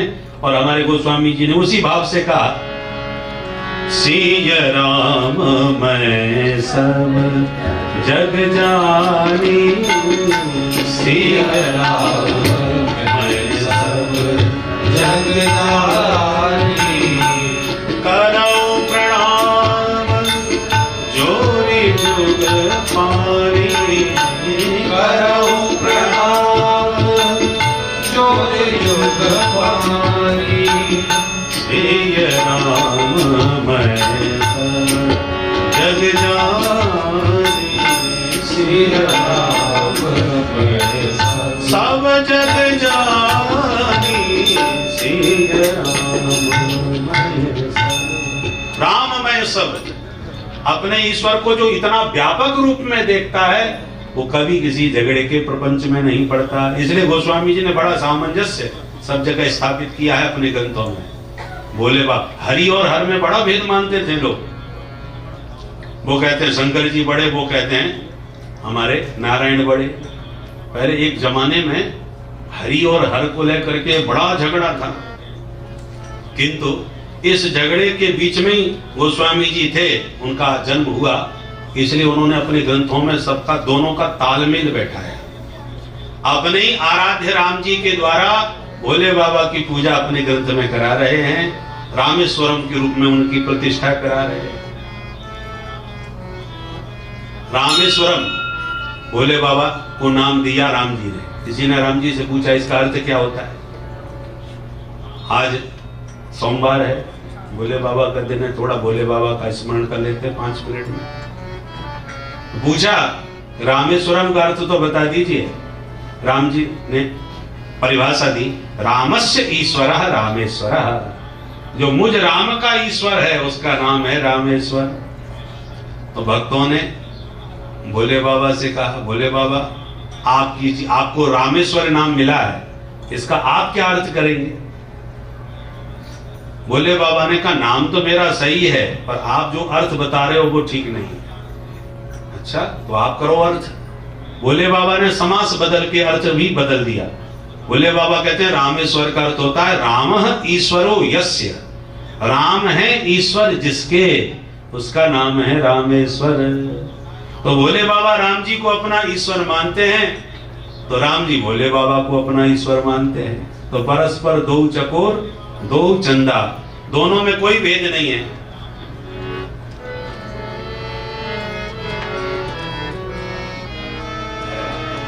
एक बहुत अच्छा भजन है, स्मरण आ रहा है तो मन हो रहा है आपको सुना दें। इसमें हरि और हर की समानता बताइए। हरि हर एक है दोनों, न ये कम है न वो कम है। हरि हर एक है दोनों, न ये कम है न वो कम है। हरि हर एक है दोनों, न ये कम है न वो कम है। हरि हर एक है दोनों, न ये कम है न वो कम है।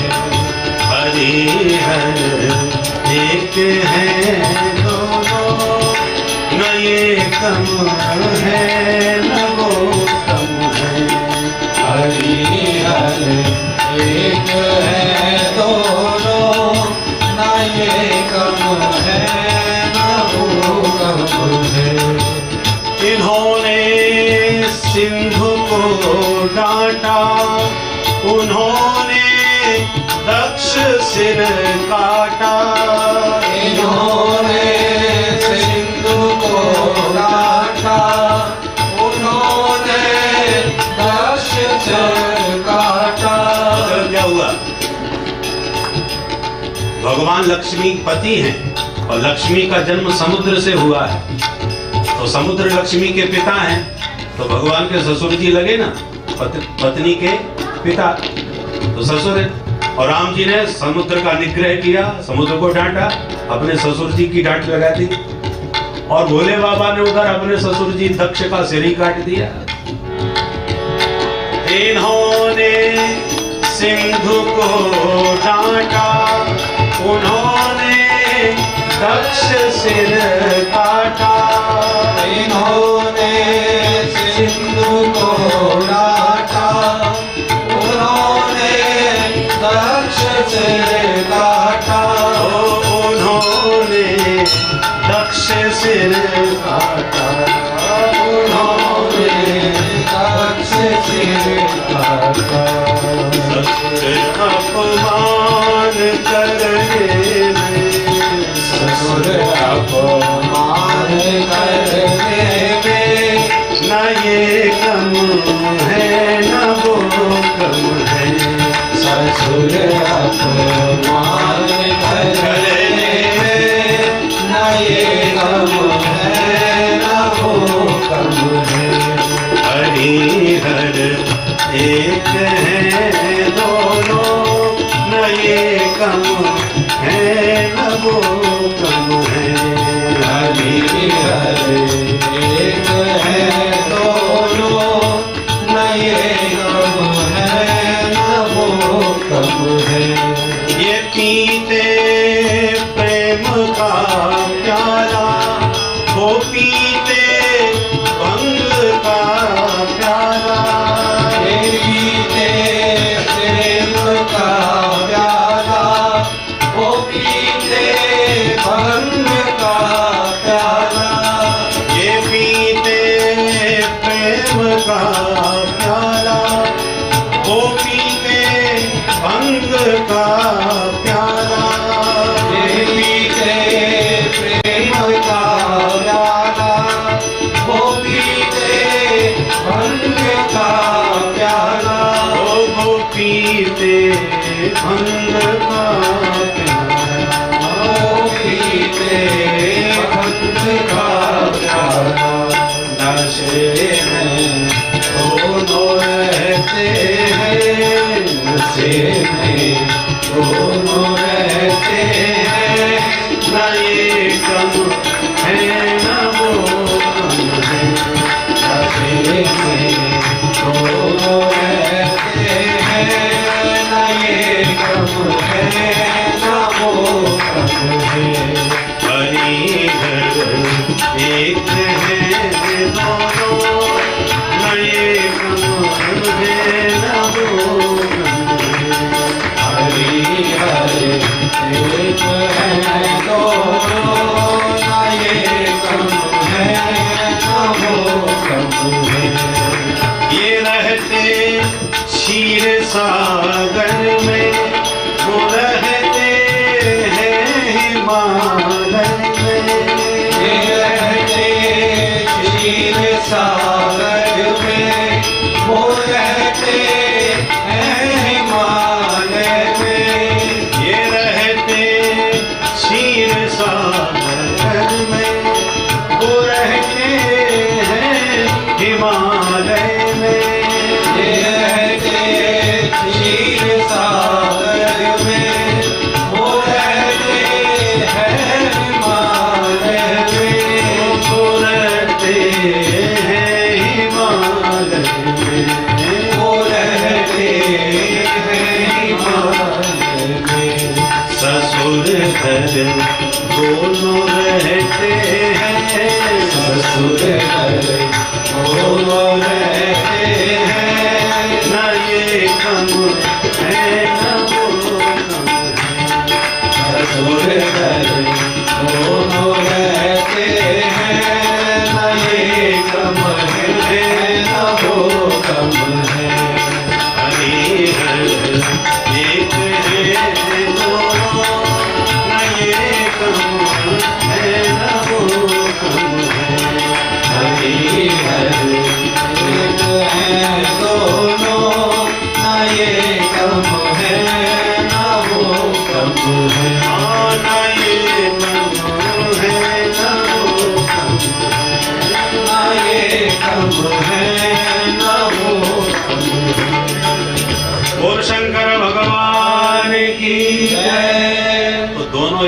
के पूरक हैं। आपस में हम लोगों को इस प्रकार से मतभेद नहीं रखना चाहिए। शिवस्य हृदयम विष्णु और विष्णोस्य हृदयम शिव ईषदप्यंतरम कृत्वा रौरवम नरकम व्रजे। शिव जी के हृदय में राम जी के हृदय में शिव जी रहते हैं। इन दोनों में जो भी भेद रखते हैं रौरव नरक के गामी होते हैं। एक प्रश्न उठता है, बहुत ध्यान से विचार करें। भगवान शंकर संहारक देव हैं, शिव संहारक हैं और तमोगुण प्रधान हैं, और तमोगुण का रंग होता है काला नीला। तो भोले बाबा को काला या नीला होना चाहिए। और भगवान नारायण सत्व प्रधान देवता हैं, सात्विक देवता हैं, सत्व का गुण सफेद होता है, तो नारायण को गोरा होना चाहिए। और मामला उल्टा है, जिनको गोरा होना चाहिए वो तो नीले हैं, और जिनको नीला होना चाहिए वो गोरे हैं। ये मामला क्यों है? सीधी सी बात है, शिव जी ने राम जी का इतना ध्यान किया, इतना भजन किया कि भजन सुमिरन करते करते राम जी का स्वरूप शिव जी में समा गया। भृंगी कीटन न्याय से, जैसे एक कीड़ा मिट्टी में बंद करके भृंगी उसके ऊपर गुनगुनाता रहता है, तो जो कीड़ा मिट्टी में कैद होता है वो भृंगी का इतना चिंतन करता है कि वो स्वयं ही भृंगी बन के बाहर निकल पड़ता है। इसको कहते हैं भृंगी कीटन न्याय। उसी प्रकार से भोले बाबा ने राम जी का इतना भजन किया, सुमिरन किया कि राम जी का जो गौर वर्ण था वो भोले बाबा में समा गया, और भोले बाबा हो गए कर्पूर गौरम, कपूर की तरह गोरे हो गए। और भोले बाबा का राम जी ने इतना ध्यान किया, भोले बाबा के भगत हैं राम जी, इसलिए रामेश्वरम के रूप में पहले उनका अभिषेक किया, प्रतिष्ठा करी, तब रावण पर हमला किया। तो और भोले बाबा का वास्तविक रूप तो सांवला था, पर राम जी ने इतना ध्यान किया कि राम जी हो गए सांवले। नील सरोरुह नीलमणि नील नीरधर श्याम नीलांबुज श्यामल कोमलांगम। राम जी हो गए नील वर्ण के और भोले बाबा हो गए गौर वर्ण के। इसलिए परस्पर दो चकोर दो चंदा, दोनों एक दूसरे को आदर देते हैं, महत्व देते हैं। हम लोगों में इस प्रकार का कोई मतभेद नहीं होना चाहिए। जैसे पतिव्रता पति को कितना भी प्रेम करे पर उसी के नाते से परिवार का भी आदर करती है, ऐसी हमें आराध्य इष्ट देव एक बना लेना चाहिए। समर्पण उसी के चरणों में करें, परंतु आदर सम्मान सबका करना चाहिए। तो हमारे उन्हीं शिव जी के अवतार हैं श्री हनुमंत लाल जी महाराज। और राम जी ने जब अवतार लिया तो भोले बाबा ने कहा हम भी आपकी सेवा करने आ रहे हैं। तो शंकर सुबन केसरी नंदन, शंकर जी के ही 11वें रुद्रावतार हैं भगवान श्री हनुमंत लाल जी पवन सुत। सेवा परायण होकर के आए हैं राम जी की सेवा में, और इतनी सेवा करी कि राम जी ऋणिया बन गए कि हनुमान मैं तुम्हारे ऋण से कभी उर्ण नहीं हो पाऊंगा। तुम सबको मिलवाते हो, सारे मेरे काम करते हो। कवन सो काज कठिन जग माही, जो न होए तात तुम पाही। विश्व में ऐसा कोई काम नहीं जो हनुमान जी के द्वारा परिपूर्ण न किया जाए। सुग्रीव को मिलाने वाले हनुमान हैं। सुग्रीव को अपने से ज्यादा पवन सुत पर भरोसा है, इसलिए सुग्रीव तो राम जी को दुश्मन मान रहा था कि पठे बाल होए मन मेला, भागो तुरंत, मैं तो भाग चला भाई। और हनुमान मुझे तुम अपने से ज्यादा तुम पर भरोसा है, तुम जाके पता लगाओ कैसे कौन है। हनुमान जी बोले चिंता न करो, हम अभी पता लगाते हैं, घबराओ मत। तो विप्र रूप धर कपित गयो, माथ नाय पूछत अस भयो। जाकर के हनुमान जी ने प्रणाम किया और ध्यान से प्रभु के श्री अंग का अवलोकन किया और कहा प्रभु को तुम, आप कौन है?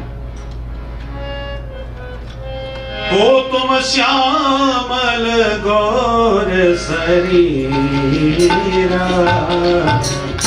को तुम श्यामल गौर शरीरा,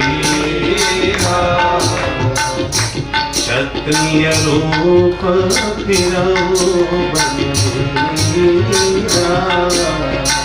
क्षत्रिय रूप रघुवीरा।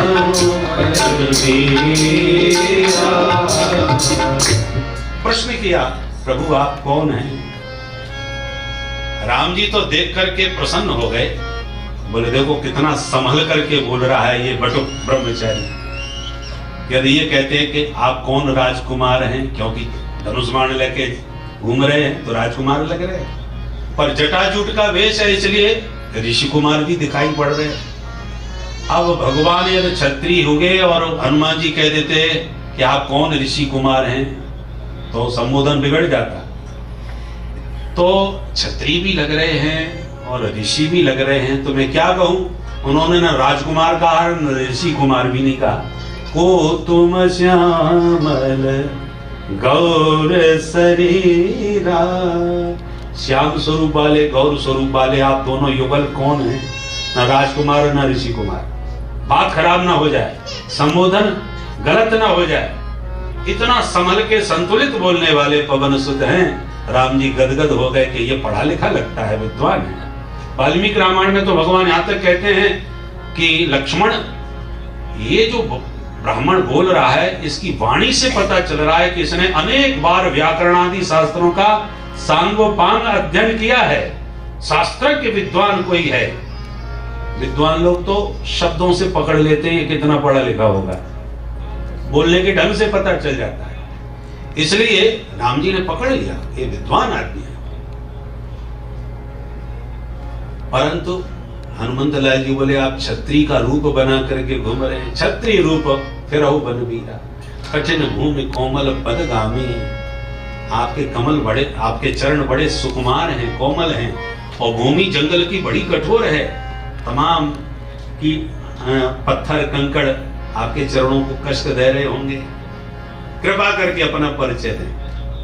तो राम जी ने सोचा अब इनको हम क्या परिचय दें, तो राम जी ने परिचय दिया।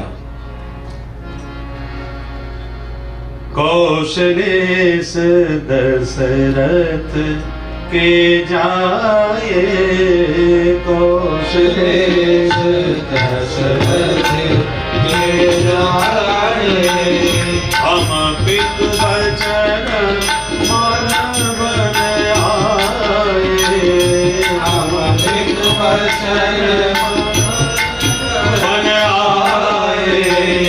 कौशलेश दशरथ के जाए, कौशलेश दशरथ। अब देखिए इस परिचय में राम जी ने अपने दोनों रूप का परिचय दिया। विद्वान हैं इसलिए बात भी भगवान ने उसी विद्युत्ता के साथ बताई। एक तो सीधा वाच्यार्थ है परिचय में कि मैं कौशल नरेश महाराज दशरथ जी का पुत्र हूं, मेरी मां कौशल्या हैं और हम दोनों भाई यहाँ वनवासी बन के पिता की आज्ञा का पालन कर रहे हैं। हम पितु वचन मान बन आए, यहाँ हरि निश्चर वैदेही, विप्र फिरे हम खोजत तेही। आपने चरित कहा हम गाई, अब कहो विप्र निज कथा बुझाई।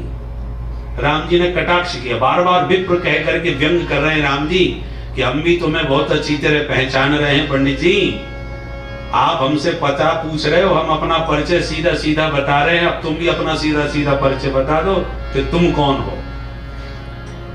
आपने चरित कहा हम गाई, हमने अपनी पूरी कथा आपको गा बजा के सुना दी।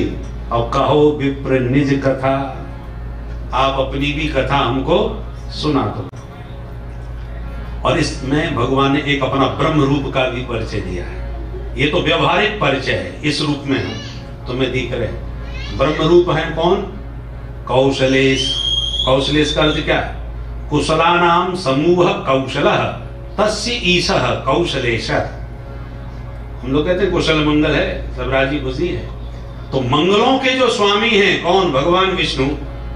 मंगलम भगवान विष्णु, मंगलम गरुड़ध्वजः, मंगलम पुंडरीकाक्ष, मंगलाय तनोहरि। मंगल भवन मंगल हारी, मंगल भवन मंगल हारी। सुदशरथ अजिर बिहारी, जो बहु सुदशरथ अजिर बिहारी। तो मंगलों के स्वामी कौन है? भगवान विष्णु। तो भगवान कहते हैं हम वही कौशलेश हैं, कुशल मंगलों के ईश स्वामी। दशरथ के जाए, शास्त्रों में भगवान नारायण के रथ का वर्णन है जिसमें 10 पक्षी युक्त हैं। 10 पक्षियों में प्रधान गरुड़ हैं। ऐसे 10 पक्षियों के रथ में जो उड़ते हैं, विचरण करते हैं, ऐसे दशरथ कौन? भगवान विष्णु। तो कौशलेश दशरथ के जाए, हम उन्हीं के स्वरूप हैं, अवतार लेके आए हैं। हनुमंत लाल जी चौंके, ज्ञानी नाम अग्रगण्य हैं, तुरंत समझ गए। फिर बोले हम तुम्हारे वचन पर विश्वास कैसे करें, क्योंकि आजकल नकली भगवान भी बहुत प्रकट हो रहे हैं। असली भगवान की अपेक्षा नकली भगवान बहुत पैदा होते हैं। तो हनुमान जी हर किसी को भगवान थोड़ी मान लेते। कसौटी पर जो खरा उतरे उसे भगवान मानेंगे, वेद सम्मत होना चाहिए। तुम भगवान हो, हम कैसे माने? तो भगवान बोले हम पितु, हम सारे संसार के पिता हैं। सारा संसार हमसे कहता है त्वमेव माता च पिता त्वमेव, इसलिए हम माता पिता हैं सारे संसार के, हम पितु। हनुमान जी बोले कैसे माने? बोले वचन मान, हमारे वचनों को सत्य मानो, हम झूठ नहीं बोल रहे। चौपाई में ही देखें, कौशलेश दशरथ के जाए, हम पितु वचन मान, हम सारे संसार के पिता हैं, हमारे वचन को सत्य मानो। और हनुमान जी बोले हमने तो सुना है भगवान विष्णु के 4 हाथ हैं, शंख चक्र गदा पद्म लेते हैं, तुम्हारे तो 2 ही हाथ हैं, तो हम कैसे मान जाएं कि तुम विष्णु हो? तब अंत में राम जी बोले बन आए, ये हमारा बनावटी रूप है, असली रूप थोड़ी है। असली रूप तो हमारा धाम में रहता है। इस समय धरती पर हम पृथ्वी का भार उतारने के लिए थोड़ा बनावटी बन के आए हैं, अपने को छुपा के लाए हैं, इसलिए बन आए। और हनुमान से भगवान व्यंग भी कर रहे हैं भगवान कि जैसे तुम बन आए वैसे हम भी बन आए। तुम भी जो दिख रहे हो वैसे थोड़ी हो, तुम्हारा भी बनावटी रूप है, तो जैसे तुम बनावटी वैसे हम भी बनावटी हैं। तुम बनाए हम भी बनाए। तो गोस्वामी जी की पंक्तियों में यही तो चमत्कार है, चाहे जितने अर्थ आप प्रकट कर सकते हो। तो भगवान ने अपना वो मूल परिचय भी हनुमान जी के सामने प्रकट किया है इन पंक्तियों में कि कौशलेश दशरथ के जाए, हम पितु वचन मान बन आए। तो आए क्यों है ये बताओ? बोले भगवान बोले हमने यहाँ आने के 3 कारण हैं। यहाँ हरि निश्चर वैदेही, हरि माने बंदर होता है संस्कृत में, एक अर्थ हरि का बंदर। यहाँ एक बचपन में हमारा बंदर हमसे बिछुड़ गया था, उसी बंदर को खोजते खोजते आए हैं, पता चला है वो इधर ही कहीं रहता है। तो यहाँ हरि, उस हरि को बंदर को खोजने आए। और निश्चर, निशाचरों को इसलिए खोजना है कि निश्चरहीन करो मही, भुज उठाए प्रणकीन। मेरी प्रतिज्ञा है मैं निशाचरों से विहीन कर दूंगा धरती को, उनको खोजने आया हूँ। और तीसरी वैदेही, हमारी जो खो गई हैं उनको ढूंढ रहा हूँ। तो यहाँ हरि निश्चर वैदेही, विप्र फिरे हम खोजत तेहि।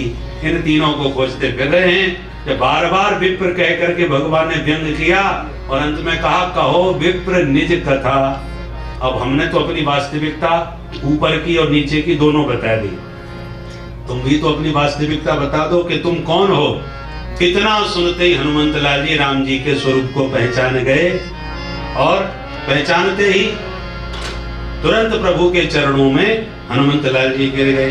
प्रभु पहचान पर गए चरना, प्रभु पहचान पर चरना, प्रभु पहचान पर गई चरना, प्रभु पहचान पर गई चरना।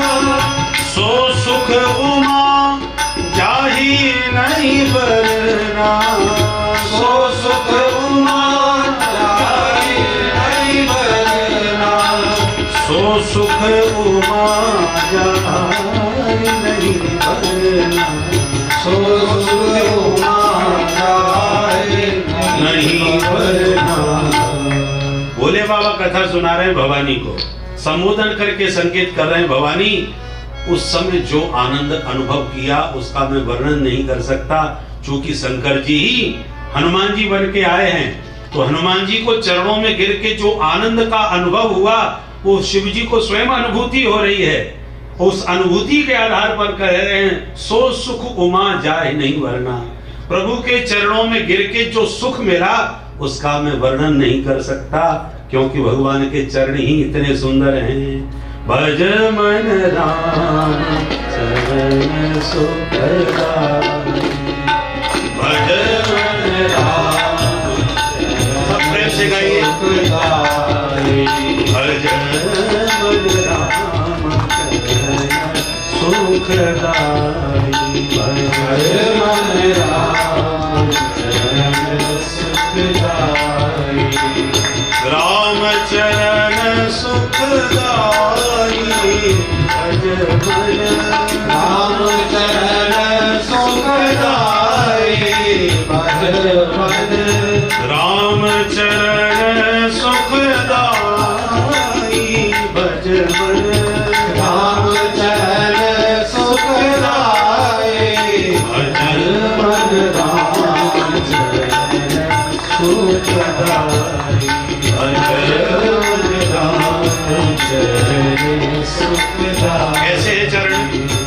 जेहि चरणन से निकसी सुरसरी, चरणन से निकली उरहरी, जेहि चरणन से निकसी सुरसरी, चरणन से निकली उरहरी, शंकर जटा समाई, जेहि चरणन से निकली उरहरी, शंकर जटा समाई, जटा शंकरी नाम पयो है, जटा शंकरी नाम पयो है, जटा शंकरी नाम पयो है, जटा शंकरी नाम पयो है, त्रिभुवन तारण हारी, भज मन राम चरण सुखदाई, भज मन राम चरण सुखदाई, भज मन राम चरण सुखदाई। जिन चरणन की चरण पादुका, जिन चरणन की चरण पादुका, भारत रहो निर्मलाई, जिन चरणन की चरण पादुका, भरत रहो निर्मलाई, सोई चरण के बट धोइली रे, सोई चरण के पट धोइली रे, सोई चरण के बट धोइली रे, सोई चरण के पट धोइली रे, तब हरि नाम चढ़ाई, भज मन राम चरण सुखदाई, राम चरण सुखदाई, भज मन राम चरण सुखदाई, भज मन राम चरण सुखदाई, भज मन राम चरण सुखदाई, सुखदाई, सुखदाई। राजा राम राम राम सीता राम, राजा राम राम राम सीता राम राम राम, राजा राम राम राम सीता राम राम, राजा राम राम राम सीता राम राम राम,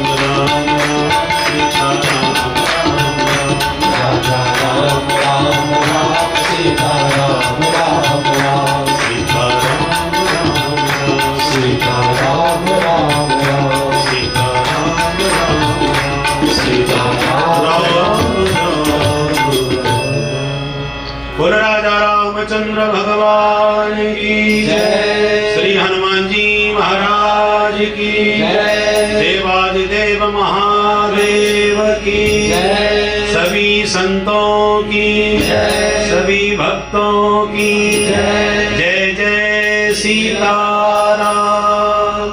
नमः पार्वती पतये हर हर